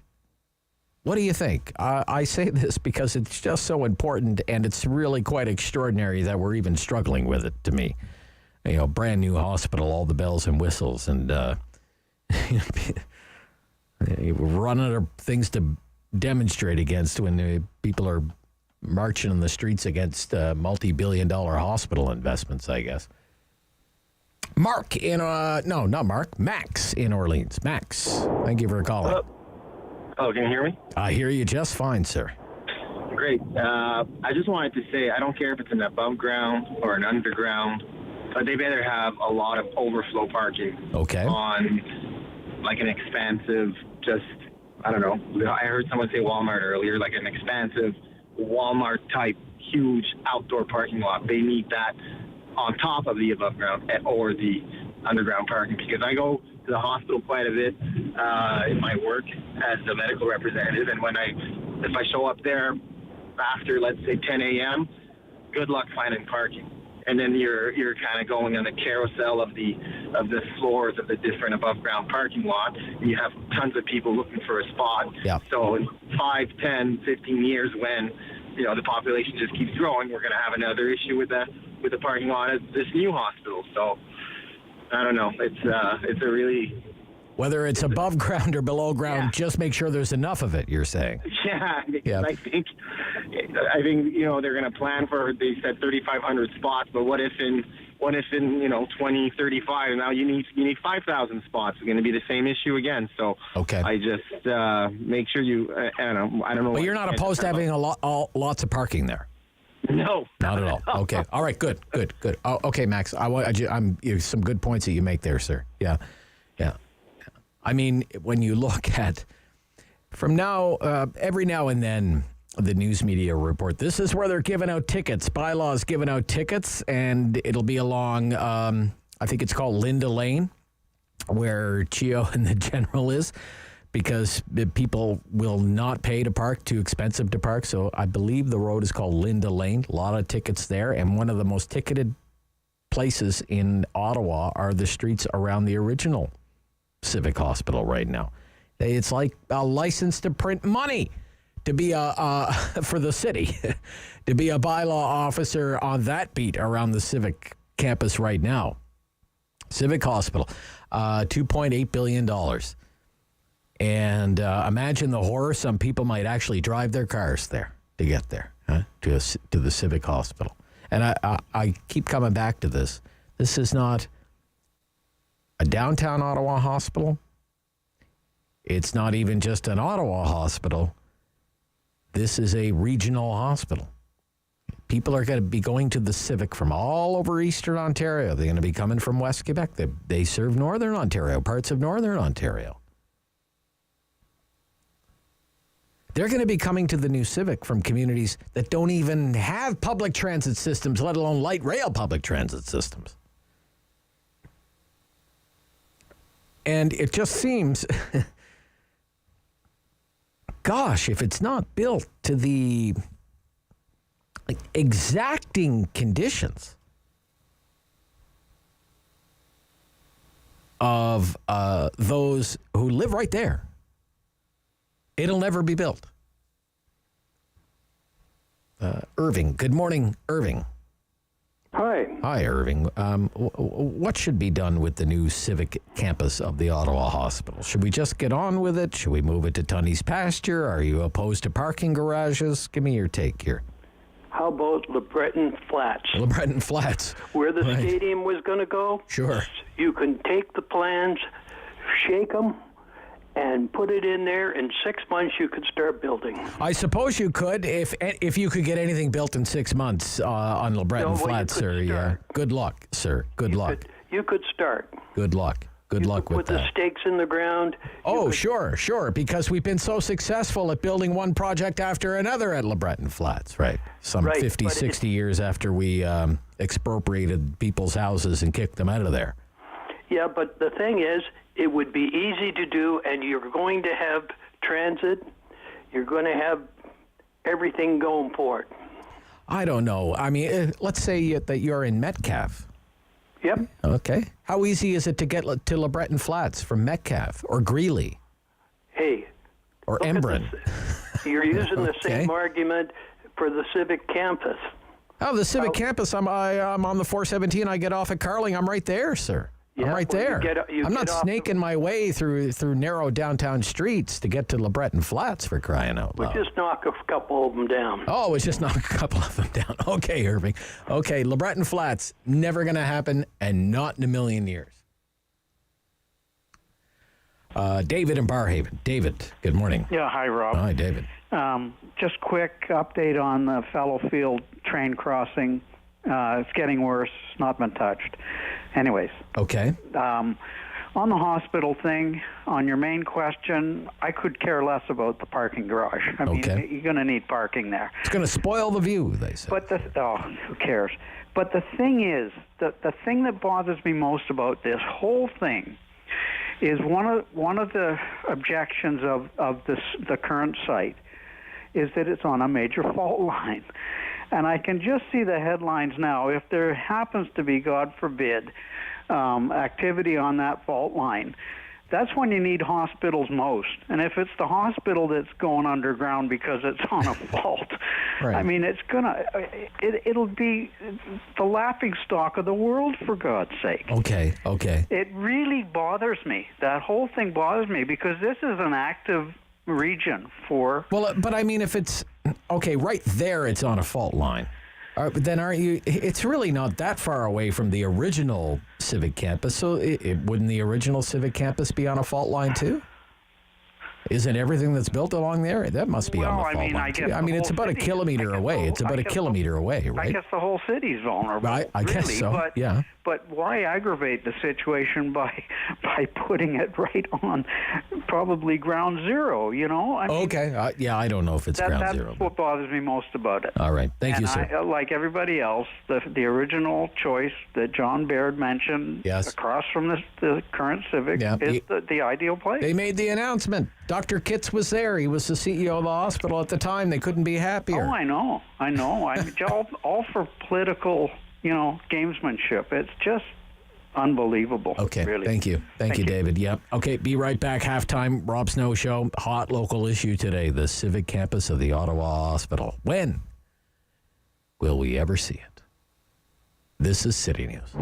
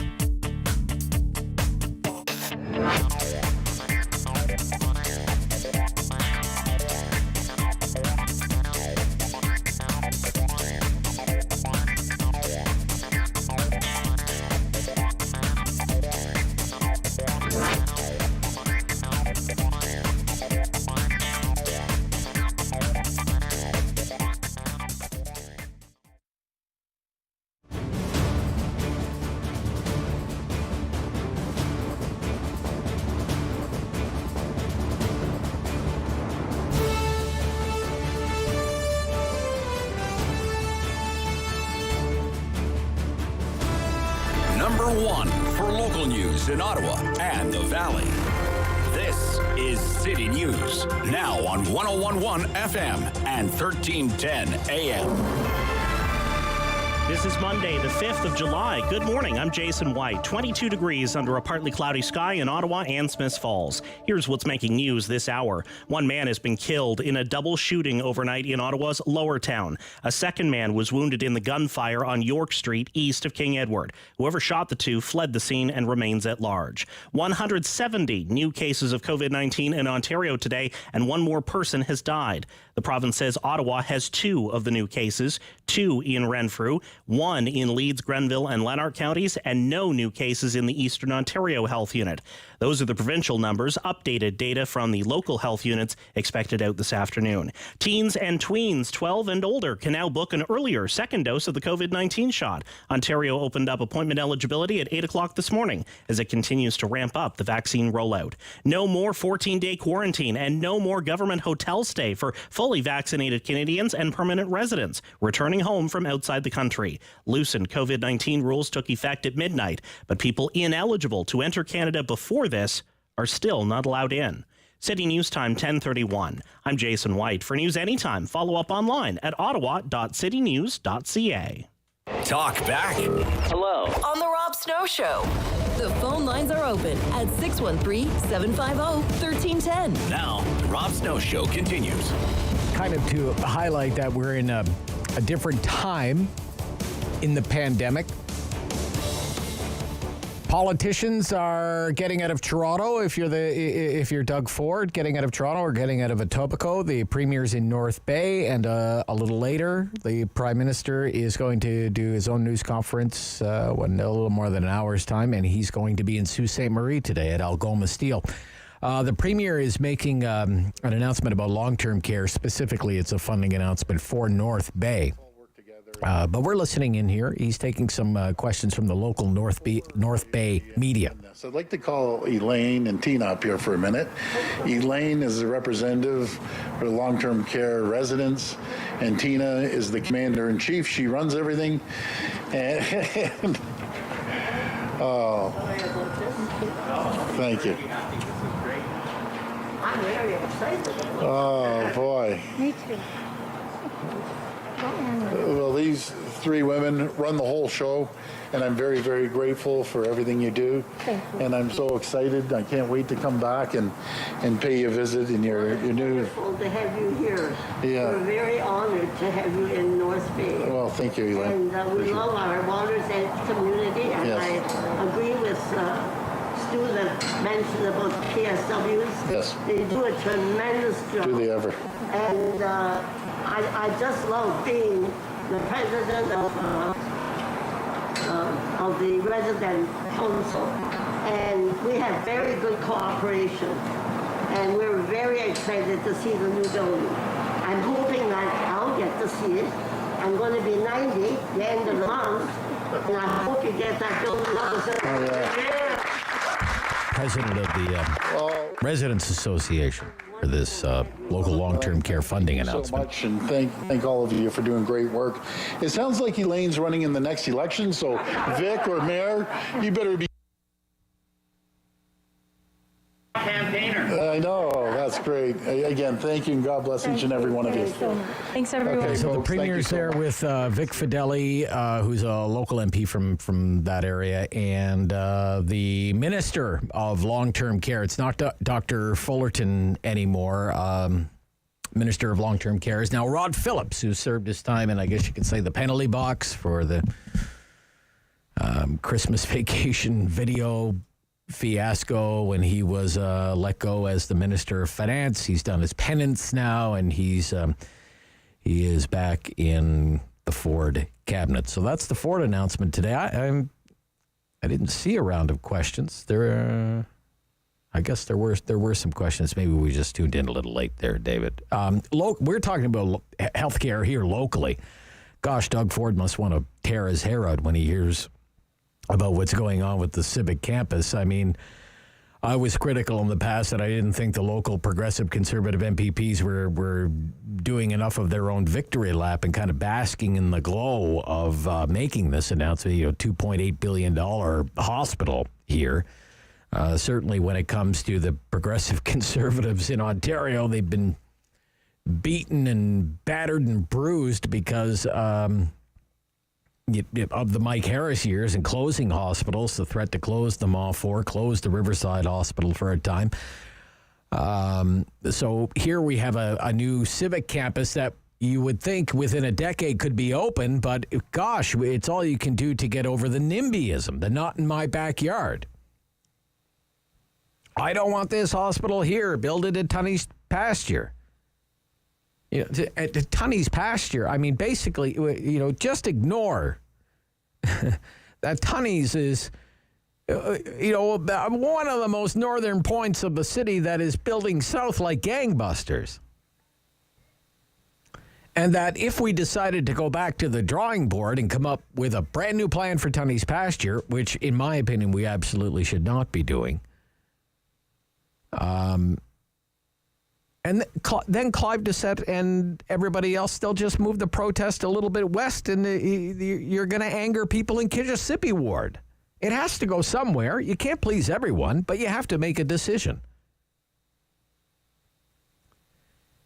To Irving's point, the way things are going, this new Civic campus, it could become like the next LeBreton Flats, something that gets talked about endlessly, but just, that's all that ever happens. Never gets done. And maybe that's why we should put it there. Put it on LeBreton Flats, because you announce it's going to go on LeBreton Flats, 50 years will go by and nothing will be there. That's the history of LeBreton Flats.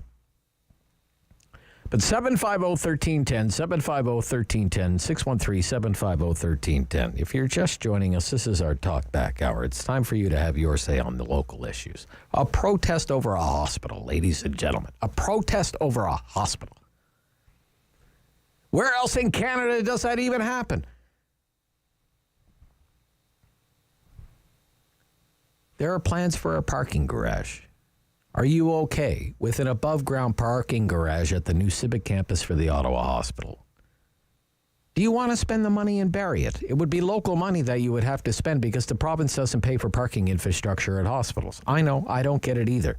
But it would be about $300 million if you wanted to bury the parking. Or are you okay with an above-ground parking garage there? What do you think about canceling it all and start out at Tunney's all over again? Let's come up with a brand new plan, spend 3 or 4 or 5 years coming up with new plans again, and just anticipating new protests again. Maybe rip all of the planning we've done up over this and go back to the original site. That was Mark's idea. Or maybe, you know what, ignore 100 people who are out on a Sunday and just get on with it. 750-1310, 750-1310, 613-750-1310. Paul. Good morning, Paul. Rob. Yeah, Paul. I have a new bit for the powers that be to chew on. Okay. I agree that this will sound like scrap everything and start over again, but with the big hoopla that the city of Ottawa made by reaching 1 million population, yeah, with the money and the time it takes and all the hoops that have to be jumped through, I say 2 hospitals, one in the East End and one in the Southwest End. Okay. So that after this pandemic, when we go back, hopefully to normal, we won't have to wait 6 hours in the ER. Because don't forget, right now this city has palliative and long-term care hospitals in the 2 oldest building hospitals in the city, Bruyere and the Pearly. Yes. So come on, let's get into the 21st century.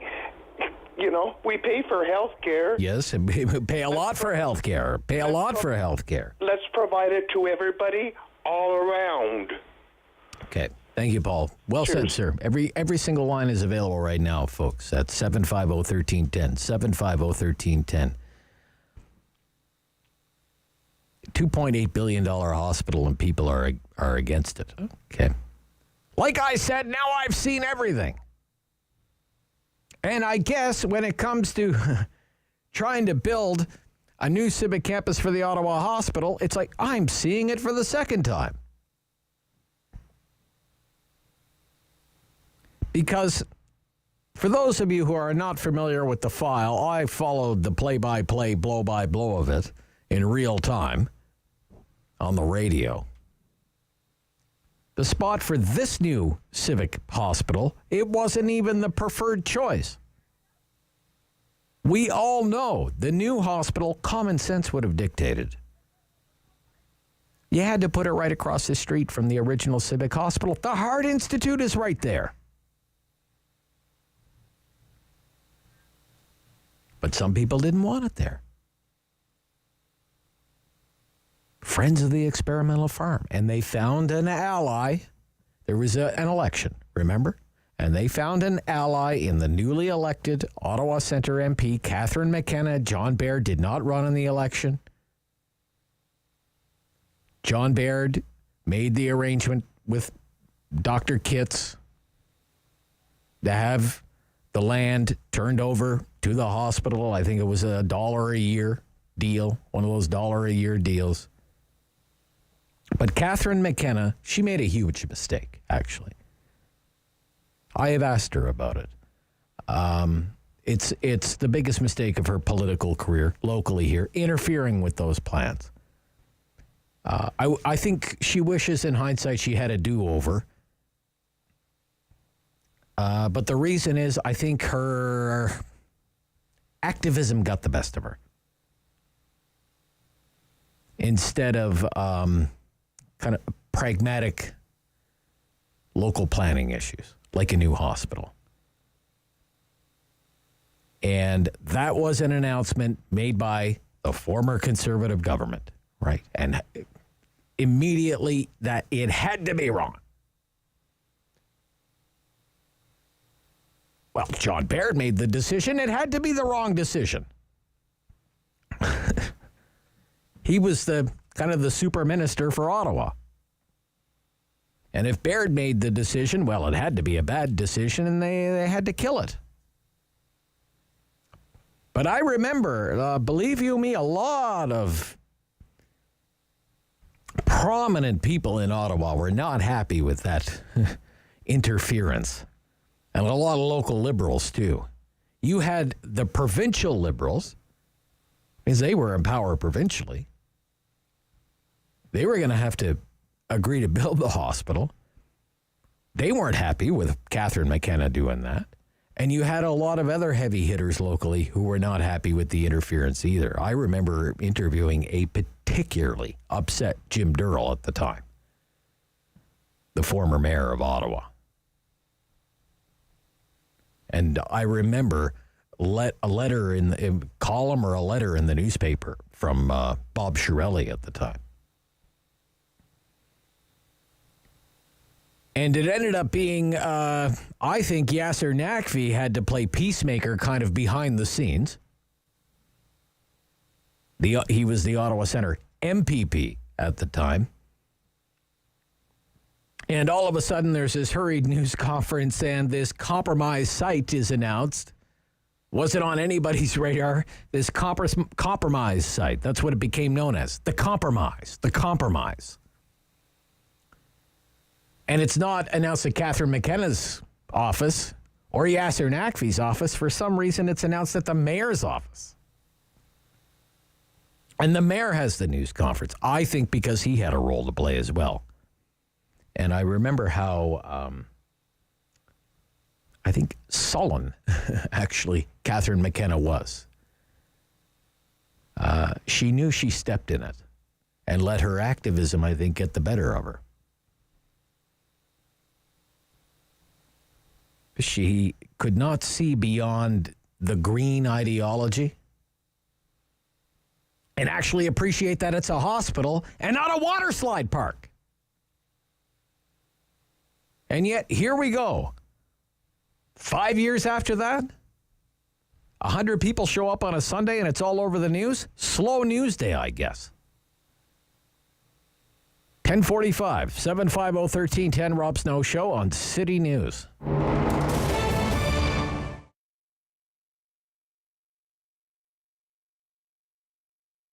My name is Pamela Caillou. I'm a local artist. I'm Métis, and the heritage derives from Algonquin and Huron background. That comes from way, way back from the 1600s. I was trained in school, classically, like we studied the masters like Picasso, Michelangelo, Van Gogh, and so you'd have to say it's quite different, my style.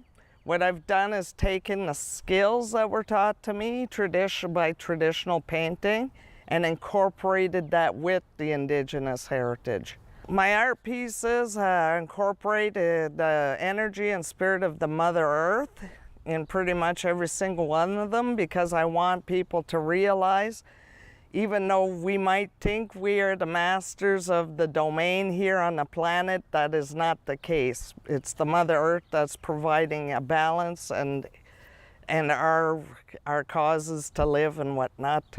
And it's just to always see her and remember her and respect her.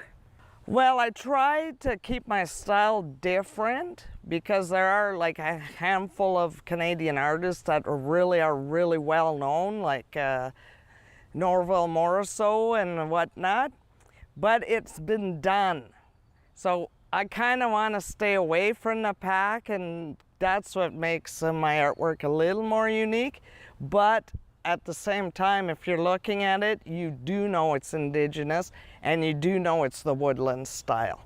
I usually start by coming up with an idea, which would be, let's say, 4 days. Well, it depends what's inspiring me at the time. It could be a lot of trees, it could be water, it could be the medicine wheel. I would choose a subject and try to really incorporate what it is I want people to see from that. So then from there, I would have sketchbooks and I do little sketches of everything because the canvas is expensive. So you don't want to start something and have to throw it away. And then from there, I go on to the bigger piece on the canvas. Once I have on my sketches the direction I want to take my artwork in.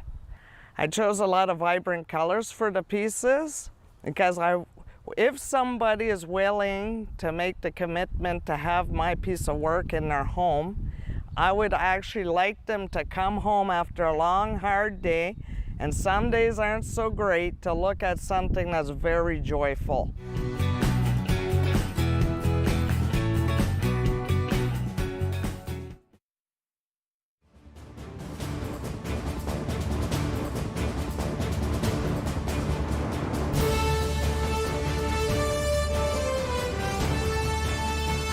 Back on the Rob Snow Show.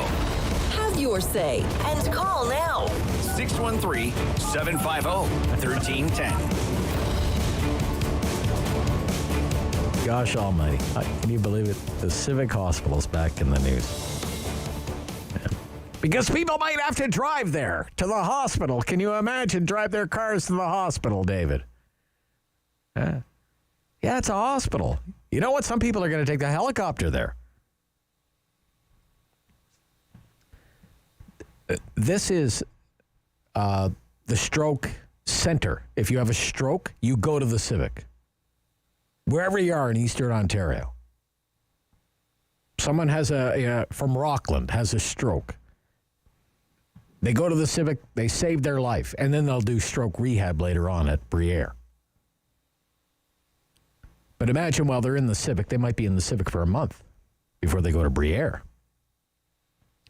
You can imagine family members might want to come from Rockland to see their loved one in the hospital, at the Civic Hospital stroke unit.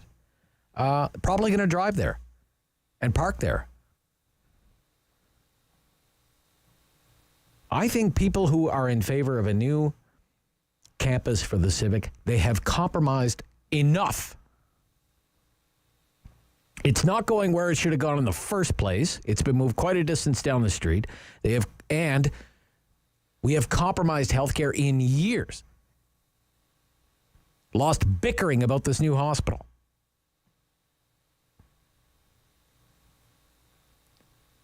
Years and money. Because time is money. And every year this new hospital is not built, what happens? The price tag for everything you got to put into it goes up.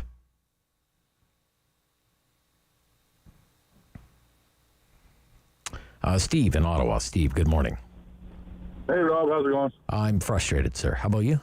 Well, I think what they should do is rip down 90% of the houses in the glebe, and the houses are surrounding the initial hospital now, because that'll get rid of all the people that think they're more important than the rest of Ontario. Yeah, let's just expropriate. Why don't we expropriate everything from 1st to 5th Avenue? How about that? Extend Carleton Avenue right through downtown. Yeah. You know, all the way to the riverside, build a nice bridge over the canal, widen out Bank Street, you know, get rid of all these babies, all these 70, 80-year-old babies that just cry and complain all the time, and nothing ever gets done.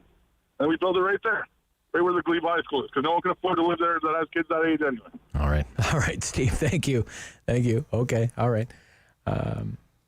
Darlene in Nepean. Darlene, good morning. Good morning, Rob. Yeah, what do you think about this? I think that where they have the spot for the new Civic Hospital campus, and it's got to be built, is the Sir John A. Carling building has been devastated. It's gone. A hole has been dug. Yeah, we blew it up. We blew it up. Yeah. And, you know, and that should be done to the current Civic Hospital. It's old. It's dilapidated. And you got to forgive my speech. It's going a bit.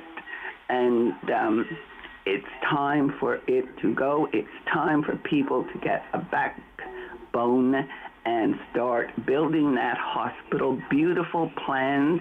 It's in an area that doesn't intrude on anyone. Beautiful plans. So when I heard, you know, you're talking about the Civic, I immediately went to the $1 billion that's going on electric buses, which we need like another wart on our faces. Okay. We need, you know, someone to get a backbone. Yeah. These 100 protesters, right? Easy to buy. You know, if they've got nothing else to do, well, you know, they're not worth listening to. Okay. All right. Thank you. Thank you, Darlene. Yeah. Everybody's called in the last 5 minutes here. Chris in Almont. Chris, good morning, Chris.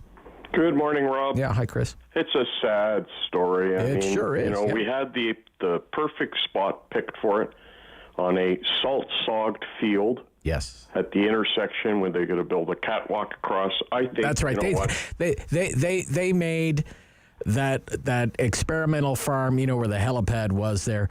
They made that ground out to be like hollowed ground, you know, like you couldn't ever put anything there except corn, right? And then it turned out, well, as it salt. Yeah, soaked with salt.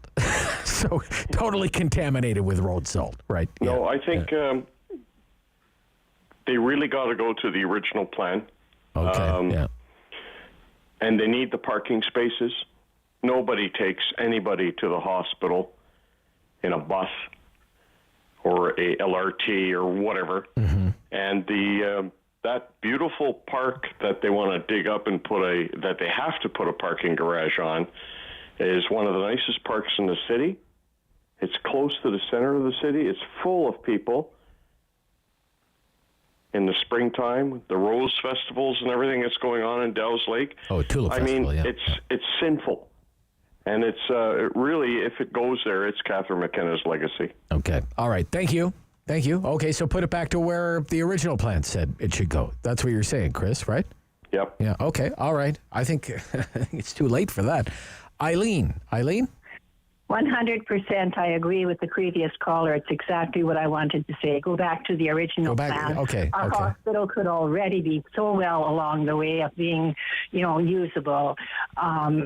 It was just the ideal spot right across from use the underground to get to the Heart Institute. Yeah, but then you're going to have all the same people doing the same thing over and over again. Oh, you can't build on the farm. You can't build on the farm because it's farmland. It's experimental farmland. Okay. You're going to get the same thing all over again, Eileen. I don't know if you're any further ahead by doing that. You know? It might be the same people saying it, but I think the majority would have found that the ideal. Well, you would have thought that 5 years ago, right? It's been bugging me for 5 years. Yeah, it really has.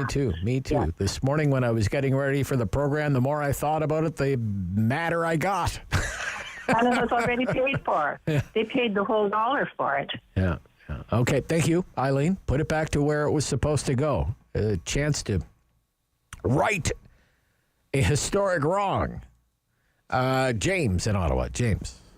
I'm having flashbacks, Rob. Flashbacks, yeah. Yeah, well, I come from Thunder Bay, and 20 years ago, they built a new regional hospital in Thunder Bay, and it just kept getting stalled because, like, Thunder Bay, a long time ago, used to be two cities. So you had the two old cities competing over who gets the hospital. It's just a river that separated the two former boundaries of the city.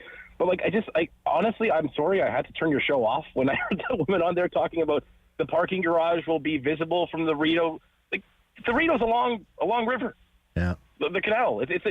There's a lot that's visible from the canal. We need hospitals. Yes, we do. Okay, it's not another condo development. And the green space thing. Look, Ottawa's not coming up short on green spaces. It's a great city for green spaces. There's a ton of parks. Yep. I'm sorry we got to shut one down, but a hospital's needed. My sister had a baby at the Civic about a year and a half ago. The parking there was, not good. Like, you tell the hospital needs to be replaced. Like, it's 100 years old, sir. Yeah, it's 100 years old. Yeah, it doesn't function right. And at that time, too, they had to have makeshift morgues in the hospital. They had, like, janitors walking in the rooms finding dead bodies where they're not supposed to be because there wasn't enough space. They just need to get this done already, and people just got to let it go. Okay, thank you. Yeah, time for one more, Dave. We're quick. We have 60 seconds. Arash in the PN. Arash. Well, I just wanted to quickly say that we need to, have some insight and not to forget about, the bigger goal, because that's something that in many countries is a big luxury. But if you have $2.8 billion, just go with wherever it works out. It's like the structure people doesn't need to go to the main campus back and forth. So it's a wide city. Find somewhere that people have access to with the public transport and can drive to there and be done with it. I don't see why people just want to soak in and they just remind me of Captain Wayne and just wanted to wait and let's think a little bit more and a little bit more. Just get it done with. Have some progressiveness. Okay. Thank you, Arash. Thank you. $2.8 billion hospital. I'm telling you right, I've spoke to the CEO of the day of its unveiling. Okay. Much care and attention has been put into the plan. It's already our second go at it.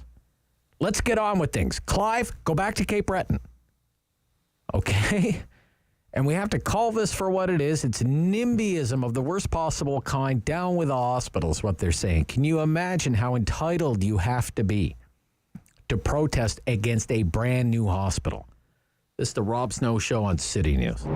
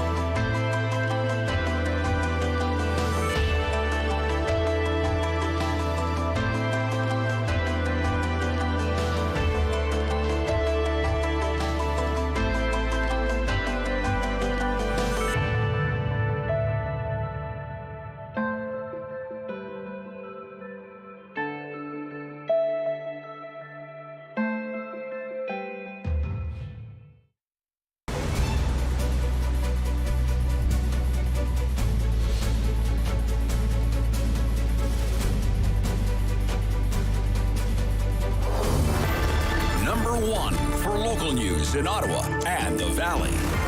This is City News, now on 101.1 FM and 1310 AM. This is Monday, the 5th of July. Good morning. I'm Jason White. Right now in Ottawa, partly cloudy, 22 degrees. It's 22 in Smiths Falls. Here's what's making news in Ottawa and the Valley. A double shooting in Ottawa's Lower Town overnight has killed one man and injured a second. Now the search is on for whoever pulled the trigger, then took off. Our Alex Gouge has more from the scene. Officers responded to the incident on York Street just east of King Edward shortly before midnight. Ottawa police have confirmed the death of one man but have not specified the extent of the injuries for the other man shot. Police are currently on scene and have taped off the area surrounding the Jules Marin Park parking lot. That park is right next to the York Street School and the St. Anne Catholic Elementary School. The homicide unit has taken over the investigation at this time, and more information is expected to be released from police. Anyone with information is urged to contact Ottawa Police or Crime Stoppers. In Lower Town, Alex Gouge, City News. City News time, 11:02. Ontarians aged 12 to 17 are now eligible for an earlier second dose of COVID-19 vaccine. Appointments opened up at 8 o'clock this morning on the provincial portal, directly through public health units that use their own systems and through participating pharmacies. The tweens and teens will receive the Pfizer-BioNTech shot, the only one that's approved for use in young people in Canada. The decision to accelerate second doses for youth is the latest in Ontario's ramping up of its vaccination campaign. Some good news for fully vaccinated Canadians and permanent residents. Starting today, they no longer have to spend 14 days in quarantine upon arrival to Canada. However, Canada Border Services Agency says the lifting of the quarantine restriction does not mean that this country is now open for tourism and recreation. The agency says if people weren't eligible to travel to Canada before today, they're still not. The mutual travel restrictions between Canada and the U.S. are due to expire July 21st. With 3.7 million doses of COVID-19 vaccines arriving this week, Canada's total number of shots will surpass 53 million. This week's shipments contain 900,000 doses of Pfizer, 2.8 million Moderna. About 18 million doses are scheduled to be delivered to Canada this month. That would give the country enough to fully vaccinate all 33.2 million Canadians over the age of 12. Rescuers have resumed their search for victims at a collapsed South Florida condo building after demolition crews set off a string of explosives last night, bringing down the structure. ABC's Trevor Ault has more. Surfside, Florida's Champlain Towers South is now entirely rubble. Overnight, demolition crews setting off controlled blasts inside support columns. Moments later, what was left of the building was gone too. Officials say the implosion was guided away from the rescue site to try to preserve the area where people could still be buried. No survivors have been found since shortly after the Champlain Towers South building crumbled on the 24th of June. The Duchess of Cambridge is self-isolating and has canceled some upcoming engagements after someone she came into contact with tested positive for COVID-19. A spokesperson for Kensington Palace says Kate is not experiencing any symptoms, but is following all relevant government guidelines and is self-isolating at home. Kate attended a number of events last week, including Wimbledon. Kate is fully vaccinated against COVID-19. Time now for a check of your forecast, and here's weather specialist Denise Andriacci. Hot and humid for a few days, but not enough to prompt warnings or statements by Environment Canada, and we're cooling down by Wednesday. Daytime highs today near 28. The risk of showers and thunderstorms this evening and overnight. Mostly cloudy with showers for Tuesday, highs near 27. And on Wednesday, partly cloudy and a fresher feel. Very comfortable to be outdoors. A hint below seasonal near 22 degrees. Daytime highs today near 28. Right now, partly cloudy, 22 degrees in Ottawa and in Smiths Falls. I'm Jason White. For news anytime, follow up online at ottawa.citynews.ca. He's a pillar of community opinion. The Rob Snow Show returns on Rogers TV and City News. 101.1 FM and 1310 AM. Every Monday, we're joined by Geoffrey Johnston. He's an international affairs columnist with the Kingston Whig-Standard. Good morning and welcome back. Good morning, Rob. Yeah, it's great to hear from you. For our American friends, they are having a long weekend, a lot of them. It's their 4th of July long weekend, Independence Day long weekend. What do you think of the job Biden's done here so far, Geoffrey? Well, I would say that Mr. Biden, it's pretty early days yet, but I'd say Mr. Biden has been pretty much a steady Eddie. He was and is as advertised. He was supposed to be a return to normalcy. He was supposed to be a steady, experienced hand, and that's exactly what he's been. the number one issue facing Biden when he came into office was the pandemic, and the United States globally is the hardest hit country. Well over 600,000 Americans have died of COVID-19, and so he really had to ramp up the production and distribution of vaccines and get vaccines into arms, and they've done a pretty good job. Now, they're running into vaccine hesitancy right now. It's a division between, Trump supporters and then everybody else. The Americans got a lot of first doses into arms, but now it's slowing down, and it's looking like, in some of the American southern states, a lot of people aren't getting vaccinated. And so the United States could face, although not a national surge, they could be facing regional surges of COVID-19 as the Delta variant takes hold. So going forward, that's going to be a challenge for Biden and the United States in general to tackle vaccine hesitancy so that America can get back to normal. But I will say that things are so much better now on the COVID front in the United States than they were just, 6 months ago. Okay. Now, your expertise is in global affairs, international affairs. You write primarily about international affairs. And certainly, as with everything else, there was a lot of tumult under the Trump administration. Just a totally different way of looking at the world and of doing things. When it comes to the Biden administration re-engaging with multilateral institutions, reaching out to allies, what have you thought there, Geoffrey, about what's going on? Yes. So the United States is the world's most powerful country. It's, there's no one can even come close to the United States in terms of power. But with that comes great responsibility. And under the former president, the United States was a terrible ally. It was unpredictable, and this was bad for America's power relationships. During the Trump years, there was talk about the members of NATO going their own way and forming a European defense force. That talk of that has just faded away. When it comes to America's enemies, it's always important in international relations, anything to do with power, that relations between the most powerful countries be predictable. And during the Trump years, the United States was unpredictable, and that's how you stumble into conflicts. When one side doesn't really know what the other one's going to do, when they're erratic, bad things can happen. So with Biden's got decades of experience in international relations. And you can see the difference between the United States and Russia now. Now they're not friends, and they're never going to be friends. They are enemies. That's the bottom line. But you can see that Putin respects Biden's ability to manage the United States. And Russia is going to continue to probe the Biden administration and poke the United States with cyber attacks. But now, we have this big ransomware attack now, another big ransomware that's right. attack. And that's going to continue. But you're not going to see any rash moves now from Putin, because he now knows that he's dealing with a rational, stable actor. So you're suddenly not going to see an invasion of the rest of Ukraine under now that Biden is in the White House. As far as China goes, that's the tougher one, because China, in the long run, is going to be a potential successor to the United States as the world's most powerful country.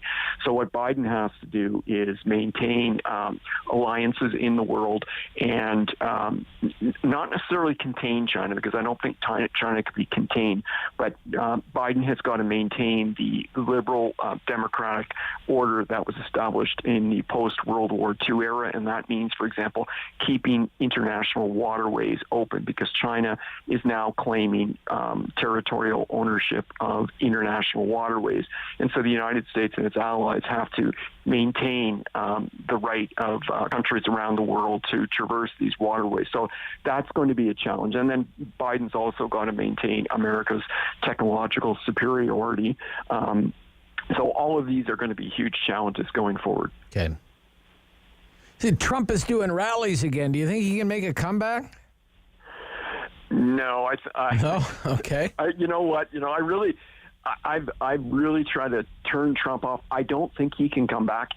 I took a look at one of his speeches recently over the 4th of July weekend, and he's just repeating the same old nonsense. And I saw a news item a while back that even his daughter and son-in-law have decided to distance themselves from him because he just won't accept reality. This nonsense of him saying that he actually won the election, and then there are all these conspiracy theories that say that he's going to be back in power in August.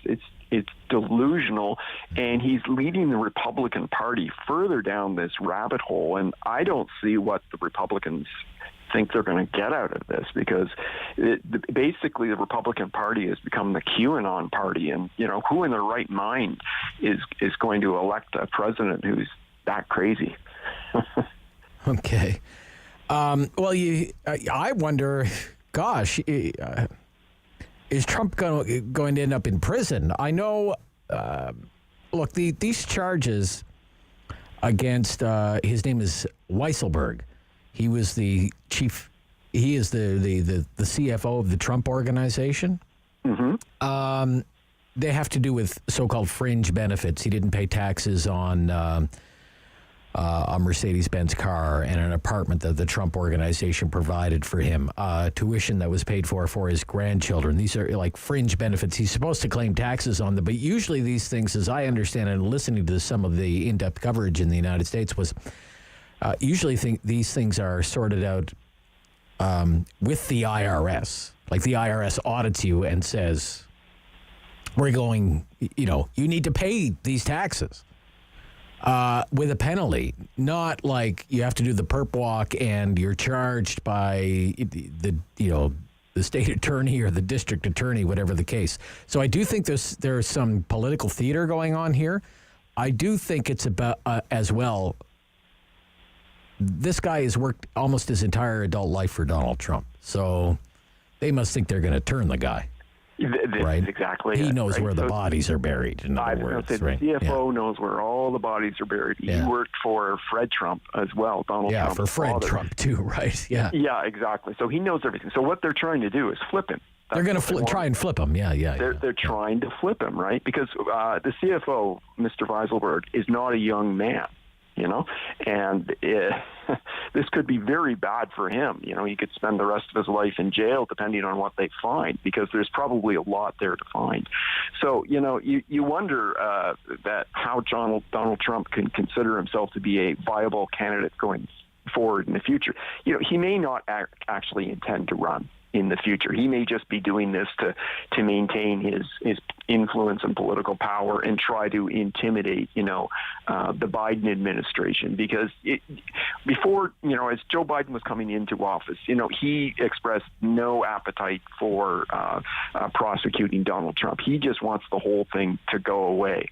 But he doesn't control the prosecutors. So we'll see what will happen. It does not sound good for the CFO, though. I wouldn't want to be in his shoes. No. Okay. Thank you, Geoffrey. Great stuff this week. Very interesting. Thank you. Thank you, sir. Yeah, bye-bye. Geoffrey Johnston from the Kingston Whig-Standard. David Sali standing by. Some of the big local business stories from the Ottawa Business Journal. This is the Rob Snow Show on City News.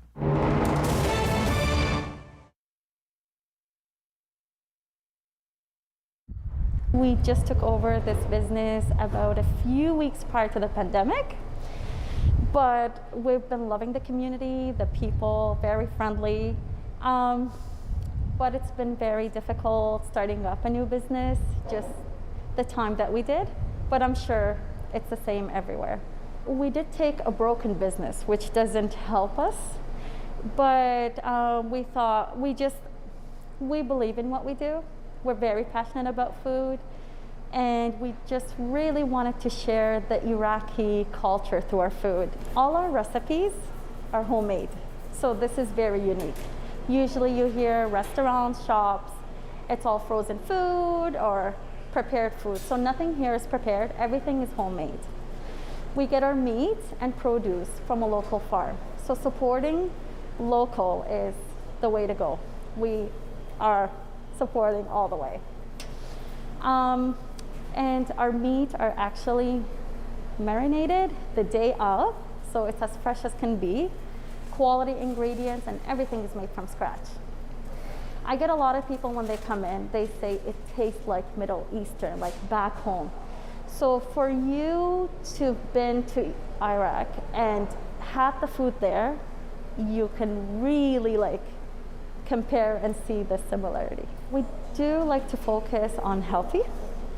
So our recipe is not only the homemade, again, everything is from scratch, but we have like from combos and to like small sandwiches. Our one of our favorites and very popular is the chicken salad and the beef salad. So now you're getting all the protein and all these amazing ingredients that we all need. During this time, I find a lot of people are sitting at home and not enough movement.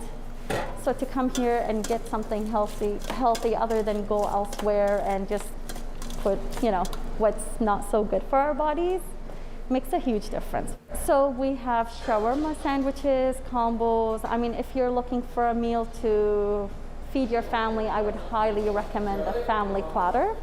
It comes literally with everything, with potatoes, with rice, with chicken, with beef, and we don't charge extra for mix. I know a lot of places do. Here we just add everything to your platter. And lots of healthy choices for sure. We're very passionate about food, and for our small family business, it's been good. Like I said, it's a little struggle, but we are not a chained restaurant.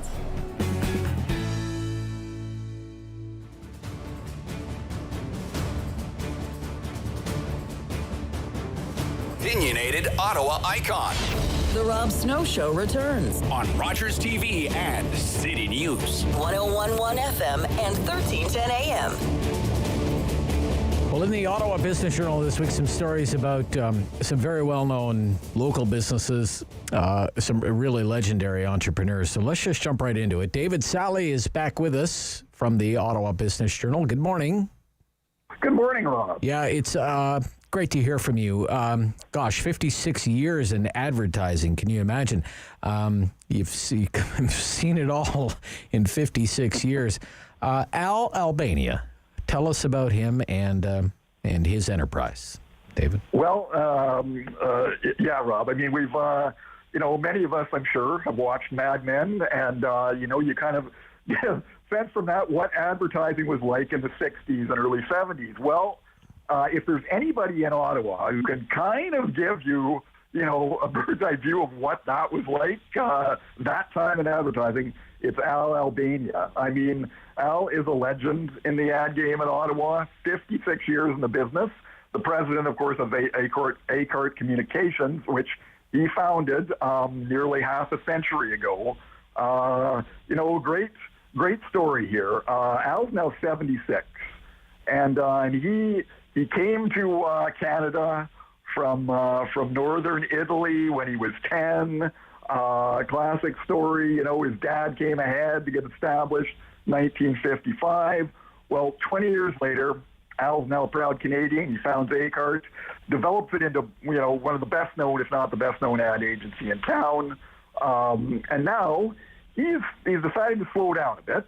He's brought on some new team members recently.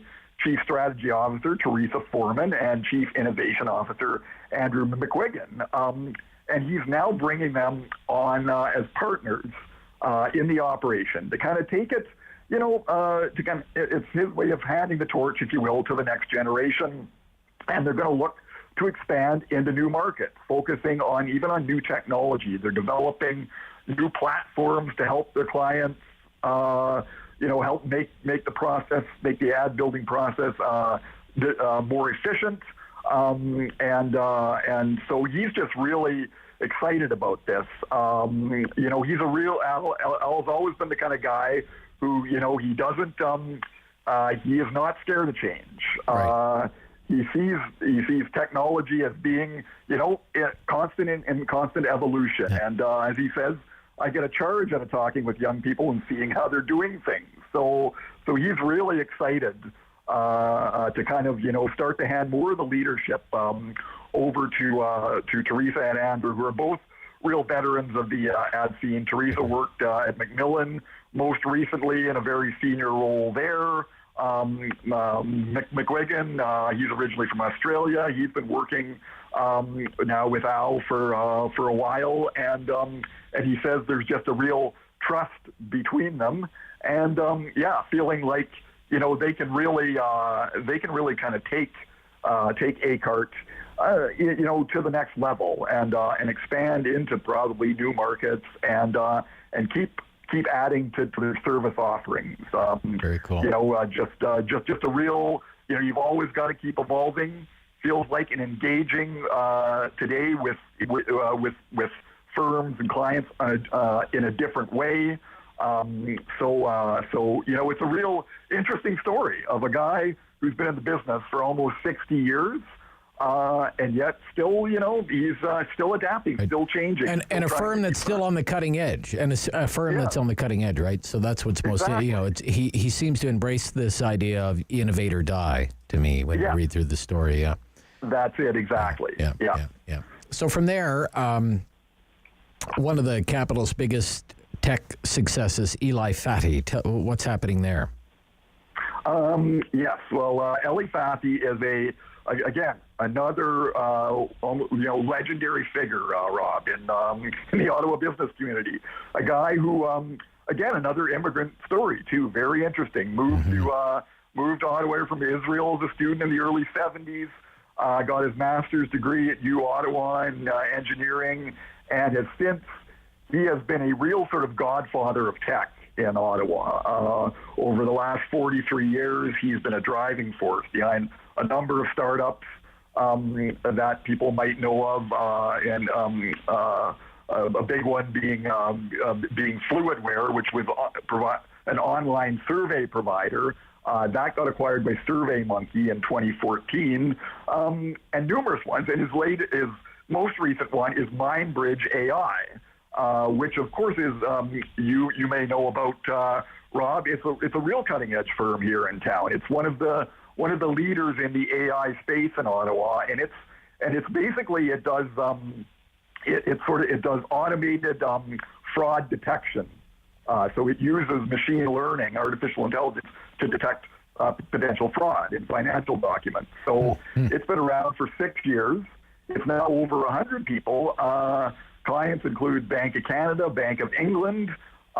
It's getting a real reputation around the world. Ellie has been there almost from the start to build it as the CEO, and he's decided to pass the torch now as well, Rob. He's handing over the leadership to Leighton Paris, who is a New Zealander who now lives in New York, and he joined the company earlier this year as the Global Chief Operating Officer. And he's got a ton of experience in the fintech space, worked most recently at Microsoft. And so Ellie feels like he is the guy, he's the right person. He's the guy to take MindBridge to the next level.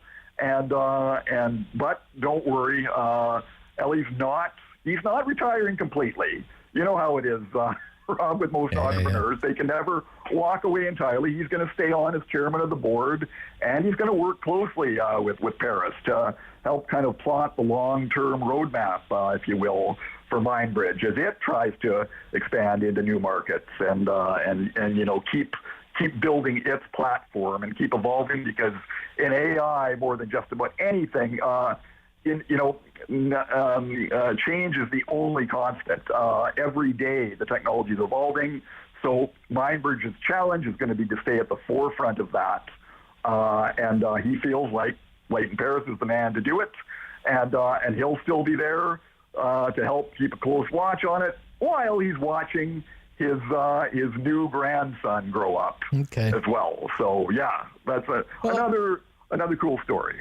Maybe Max Bailey is going to be in that company someday. He is co-founder, CEO of Ottawa-based customer loyalty platform called Spoonity. Now, what is Spoonity? What is that firm? Spoonity, Rob, is basically, it's been around for a while. It's been around for over 10 years, and it develops loyalty and payment programs for restaurants and grocers. Its app is used by about 8.5 million people in about 25 countries right now. So, yeah, and some of the companies it works with, I mean, you may have heard of them, Burger King, Dunkin' Donuts. In town here, Kettleman's Bagel is one of its customers. Oh, okay. Yep. So, yeah, it Yep. develops these loyalty programs. And along the way, it also, you know, working with all these clients, it gathers a lot of data on people's spending habits. Sure. Yeah. And Bailey really feels like there's a real opportunity there to really help click in there, help sort of take a deeper dive into where people are spending, who's buying what at these companies, and that can help their customers better target their ad campaigns. And he feels this is something that that brick and mortar retailers, like the ones they work with, really haven't done very well so far. That e-commerce firms are really at the cutting edge of this, using all this analytics to determine how to target ads, but brick and mortar companies not so much. So that's where Bailey feels like Spoonity can really get an edge, and now it's been accepted into a new cloud accelerator program run by Google Canada. That's starting this week, and it's one of 12 companies from Canada that has been accepted into that program. And so for the next 10 weeks, it's going to work with Google executives. I mean, they're the leaders in this, the experts, right, in knowing how to track people's spending habits, how to target ads, and that's what they're going to do to try and really hone their technology to be able to do that better for their customers. And he sees a big market opportunity in that area. Spoonity. Remember that one. Spoonity. Yeah. Okay. All right. Great stuff this week, as always, David. Thank you so much. Thanks, Rob. Yeah, great stuff. David Sali from the Ottawa Business Journal. He's with us every Monday morning. Be right back. We'll talk about the big ransomware attack, the latest one, the ransomware attack. With the ransom being set at merely $70 million U.S. We'll be right back. Rob Snow Show on City News.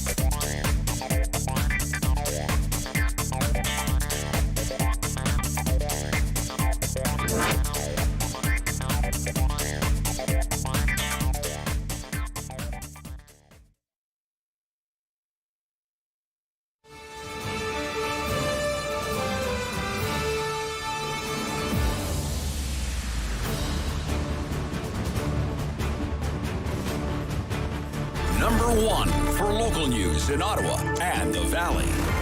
This is City News, now on 101.1 FM and 1310 AM. It's Monday, the 5th of July. Good morning. I'm Sarah Buck, and right now in Ottawa and in Smiths Falls, we've got a mix of sun and cloud at 24 degrees. Here's what's making news this hour. A shooter remains at large, and Ottawa police are investigating following a shooting in Lowertown, Ottawa that left one man dead and sent another to hospital. It was just after midnight when the two men were shot. It happened on York Street, just east of King Edward. One man pronounced dead at hospital, the condition of the other man not known. The death represents the 9th homicide in Ottawa this year.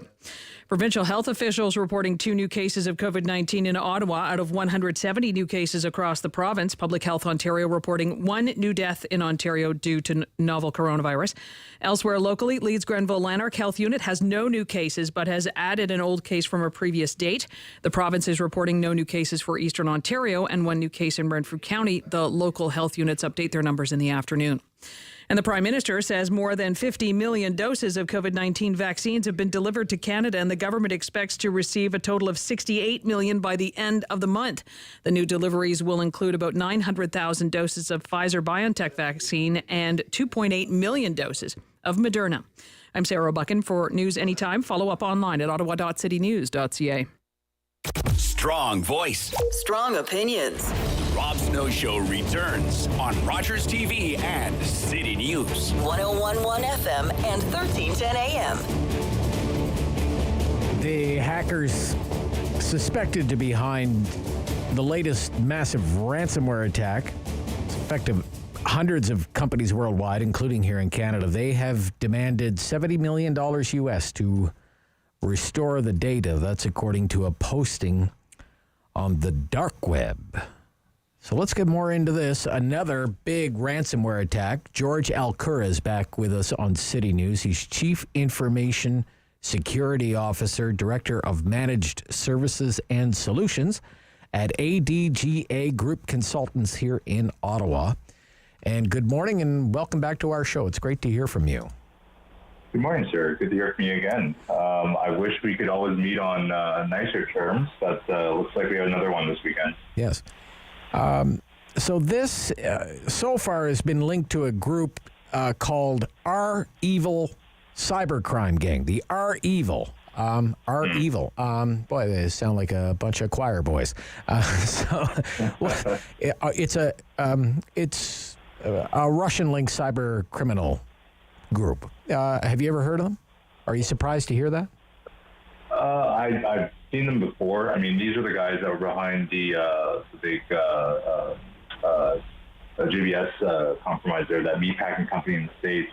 Okay. They actually managed to acquire an $11 million ransom payment just a few months ago, which, that should automatically trigger alarm bells with folks because with a lot of these organized crime groups, it's still kind of the same methodology of dealing with kinetic criminal actors as well. If they find something that works and they find that they can get revenue generated off of whatever explicit activity they're doing or illicit activity, they're going to try to repeat it, and then they're going to try to do it at scale.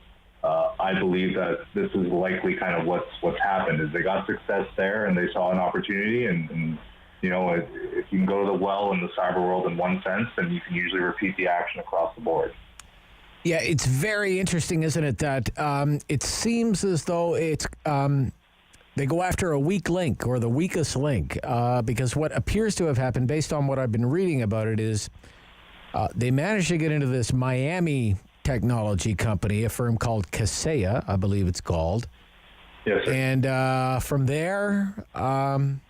they found what they needed, and it was like a chain reaction, one after another after another. Okay, we have all your clients and some of your clients, and on down the line it went, right? So, yeah, so that's kind of the big thing right now is what we're seeing emerging as a threat vector, which is kind of what it's called. It's the way that they'll try to break into your house, to use a metaphoric term, is they'll go after the digital supply chain. Particularly as a result of COVID-19 and kind of the forced digital transformation of the entire economy, not just in Canada, but across the globe, you have a level of integration and the use of digital technology for basic business functionality, both in the government and in the commercial sector, that's honestly unprecedented. And because of that, they're seeing a lot of gaps because technology, oftentimes from a developmental standpoint, moves much faster than legal compliances or mandates or even figuring out how to secure it. Like, if someone designs something new, someone's already out there trying to find a way to hack it. So knowing that all these companies and all these organizations are now reliant on these digital tool sets because they've all started moving in that direction, they know that there's a need. And they know that if they can find a way to take down or disable those technologies and those tools and prevent, day-to-day operations for these organizations, the business and reputational cost is so great that they have the leverage then to start extracting these massive ransoms. And it's unfortunate, but, technology is a great thing. Evolution is a great thing. But at the same time, it creates some massive opportunities for criminals. Yeah, I'm trying to picture this. It's not hard to picture it, I suppose, because one of the victims of this latest ransomware attack is a rather significant Swedish grocery store chain. It has 800 stores. None of them can open because their cash registers wouldn't work. You imagine a major, we all know the household names for grocery stores in Canada. You can imagine every single one of them all across the country not being able to open because their cash registers wouldn't work. Well, this kind of reminds me of the old the Target compromise a few years back, where they managed to break into the HVAC system and they stole tens of millions of people's credit card information. Now instead of going after the customer through the actual client environment, they're trying to take down the organizations themselves. And a lot of these organizations, they know their target. So what they decided to start doing is going after the companies that provide the platforms that enable these companies to do business. And that's what that Kiesa company does. Right. Okay. So it says, they say, give us $70 million and we'll make your computers work again, basically, right? What's the history of these? I mean, they're basically dealing with organized crime here. I mean, do they really give you back control of your internet network? Do you pay do you pay the ransom? What's the history here? I look at this like dealing with kidnappers, essentially, because they've kidnapped your business and they've kidnapped your ability to operate. In the proper sense of dealing with the problem, I think the alignment kind of has to go with the leadership provided by the U.S. government under President Biden. You don't really negotiate with terrorists, and you shouldn't pay the ransom. And like you look at the JBS attack that I mentioned, that was essentially like a reconnaissance run. It was a test run. And that company paid. So what incentive do these cyber criminals have to not continue attacking and not finding ways to break into even more organizations? Because they know they've made money here, so their proof of concept works. So they're going to, like any other criminal enterprise, they're going to try and keep growing it. So you really, paying the ransom shouldn't really be the default way of dealing with it. The way that you deal with it, I believe, honestly comes down to having developed nationalized standards for security compliance. There has to be a real intentional focus placed on mandating these standardized compliance requirements across not only our digital supply chain in the defense and security realm, but the entire economy and all governmental departments.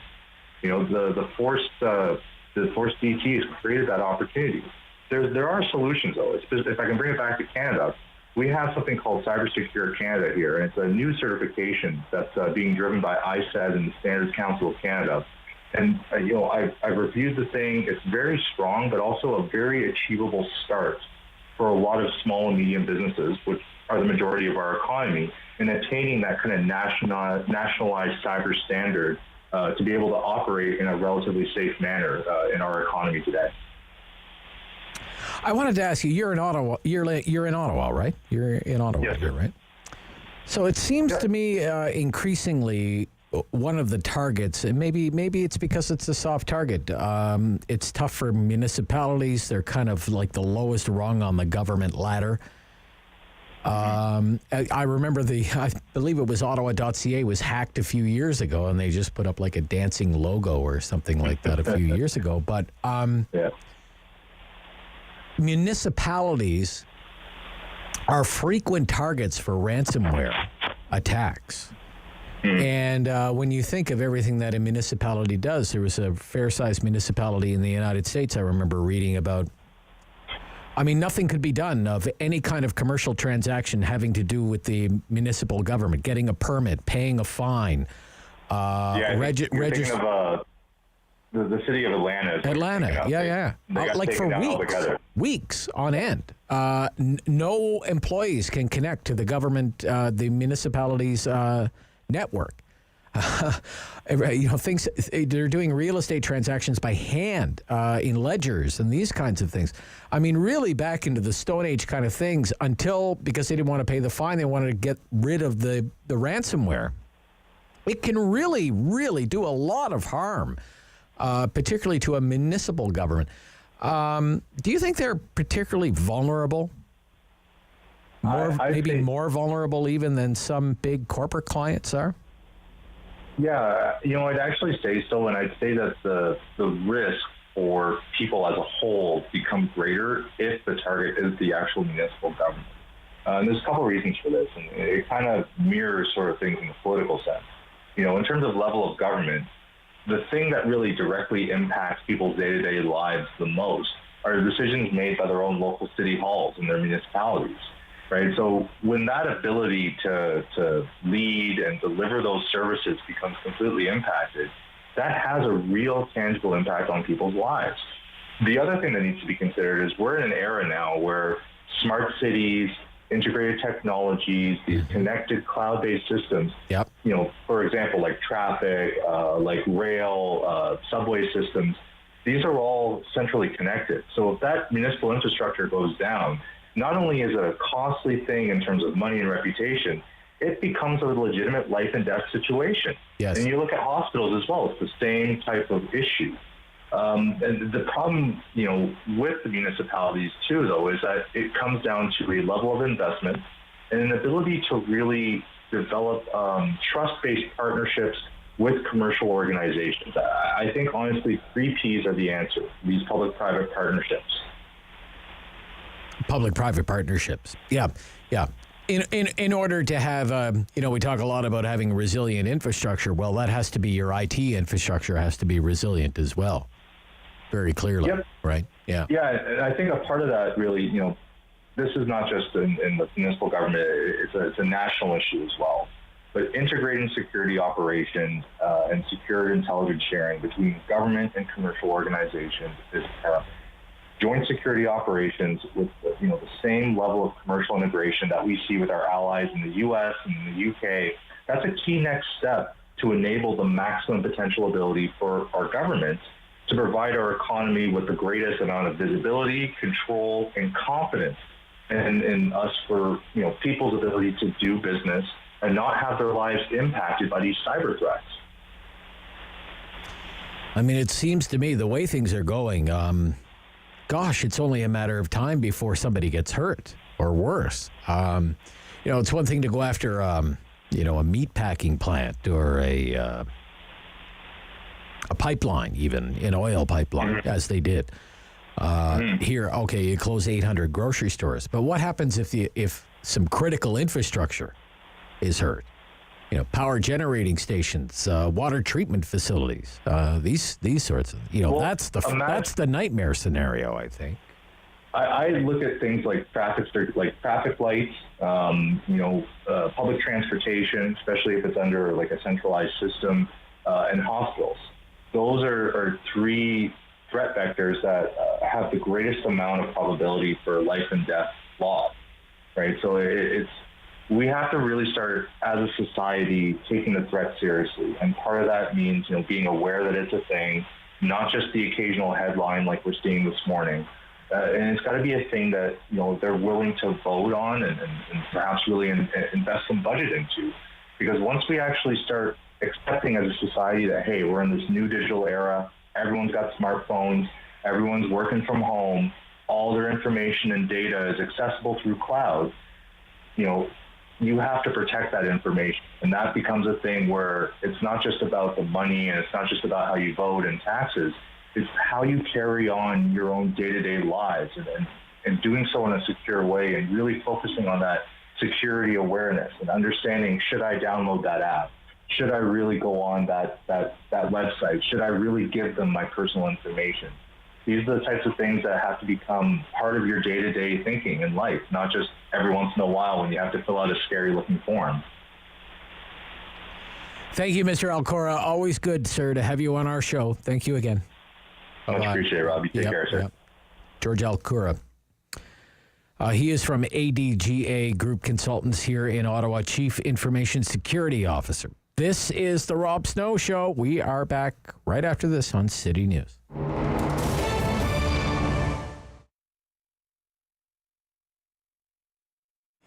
Well, we all loved our rock T-shirts growing up, right? It was our badge to say, hey, we went to this concert. We knew that band inside out. So we kept doing that and kept promoting that. What's sort of happening now is that audience is dying. I always say the earth is flat. So the 60s rockers are falling off the end of the earth. So you don't see as big a sales anymore because my audience is disappearing. What's sort of helping to promote that history is the kids are buying vinyl. And luckily we have a vinyl shop in the neighborhood here, record center. So what's happening is I've seen kids come in with their dad. And the dad say, hey, do you have any Beatles shirts? Do you have any CBGB? Do you have any of this? I said, well, why? He said, well, because my daughter's into it. She's wearing my T-shirt. So slowly it's coming back, right? The kids are, I think, getting fed up with the generic music that's out there. And they want to click into something that, first of all, links them to their parents, something that they thoroughly enjoy now, and maybe they're passing it on to their grandkids. Pandemic has been a couple of things, definitely hard on everybody.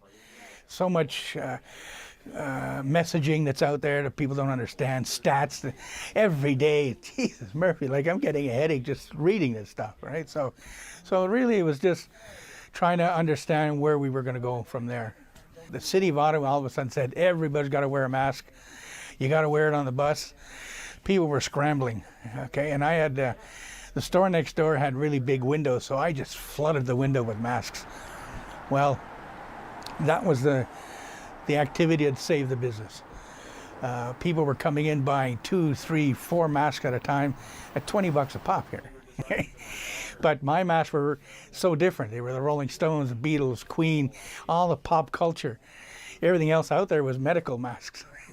And right, so people said, oh, I don't want to do that. I want to show my rock and roll. So it became the new T-shirt as far as I'm concerned. Well, what I've done, I'm Hindenburg. I'm now at 1114A Wellington Street, which is next door to the Fab Gear store. And the reason I've changed names, I've rebranded the store, is because I was planning on retiring. And in December, I'm going, oh, I'm not going to retire. But I've committed to changing what the store's about.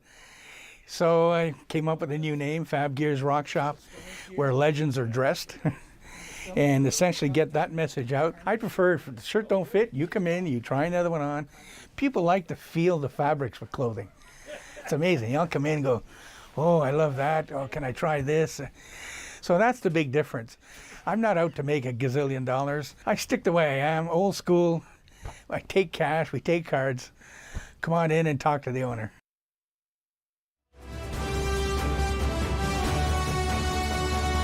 Changing. So keep up with Rob. The Rob Snow Show returns on Rogers TV and City News, 101.1 FM and 1310 AM. The law for stunt driving, it's been toughened up. And the Ottawa police are enforcing the new rules. And it's great to have back on our program from the Ottawa Police Services Traffic Unit, Sergeant Rob Cairns. Nice to speak to you again, Sergeant. Welcome back to our program.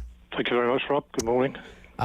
What's new with the law? What's changed? What changed on the 1st of July of this year? It's actually coming in on 2 separate dates. Okay. So the first change occurred on the 1st of July, and basically that was the impound for a vehicle. Used to be 7 days. That has now been increased to 14 days. The province also introduced a lower speed threshold for us to conduct speed enforcement for a stunt offence. So basically what that means is any roads subject to a speed limit less than 80 kilometres per hour, basically if a vehicle's doing 40 or above the speed limit, then that will constitute an offence. So an example would be if you're doing 100 and a 60, or a 90 and a 50 zone, that will now constitute an offence, whereas where before you had to be 50 kilometres per hour above the speed limit. Right, yeah. So if the speed limit is 60, you're going 100. Stunt driving. Yep. Right? Yep. It used to be 50 and now it's 40. Correct. On if the speed limit is less than 80. Correct. So Yeah, yes. yeah. Okay. And the impoundment again, it used to be what, and now it's... It used to be 7 days. It's now 14 days. Wow, okay. And both those parts came in on the 1st of July. And on the 12th of September, then we have something else that's being introduced. The driving licence suspension will be increased from 7 days to 30 days. Wow. 7 days, not messing around. Yeah, 7 days to 30 days. Yes. Right at the roadside, right? Correct, right at the roadside. The province has seen that an immediate suspension is more effective than waiting some months before a court imposes a suspension, and they feel this is the best way to proceed.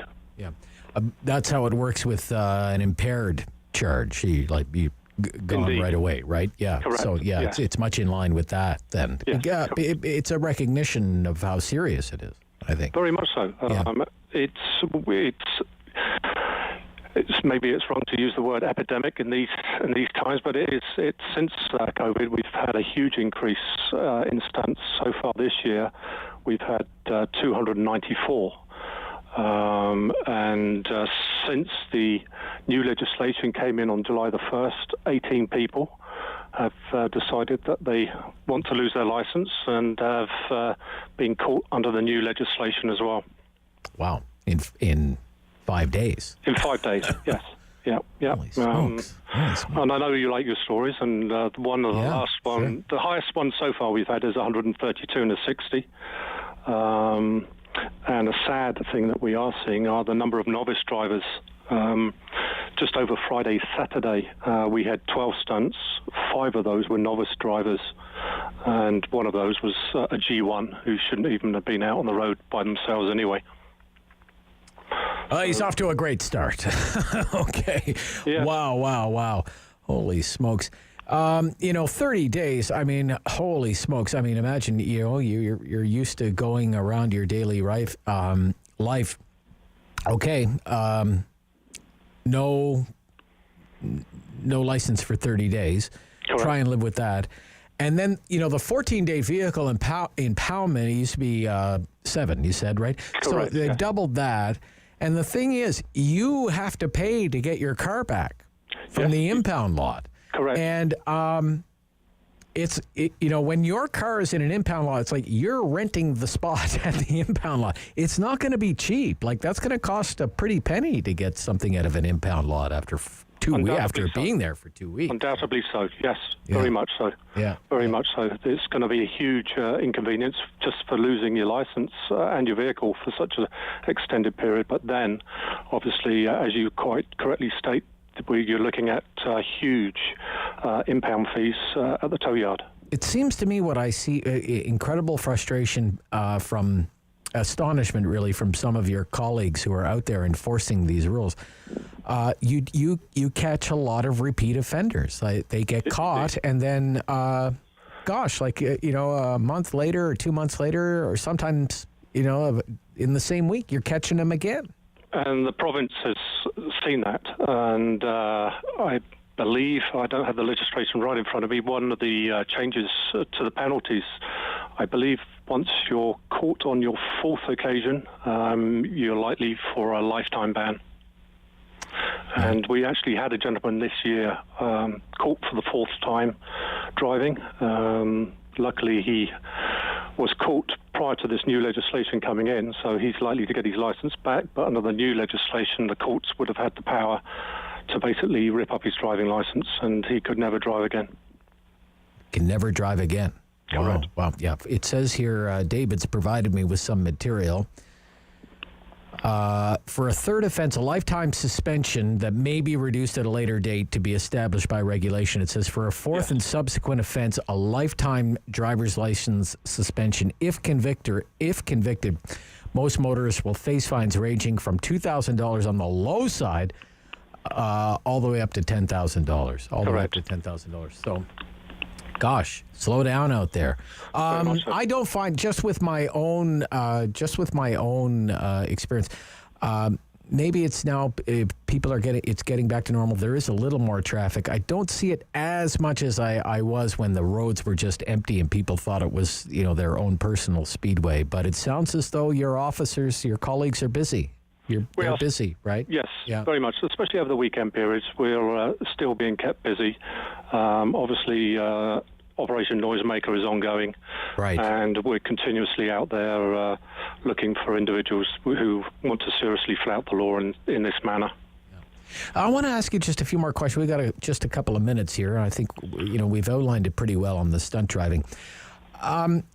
Texting and driving. Do you feel as though you're making any progress on distracted driving with the texting and driving, Sergeant? It certainly hasn't. It's certainly not as prevalent as it is as it used to be.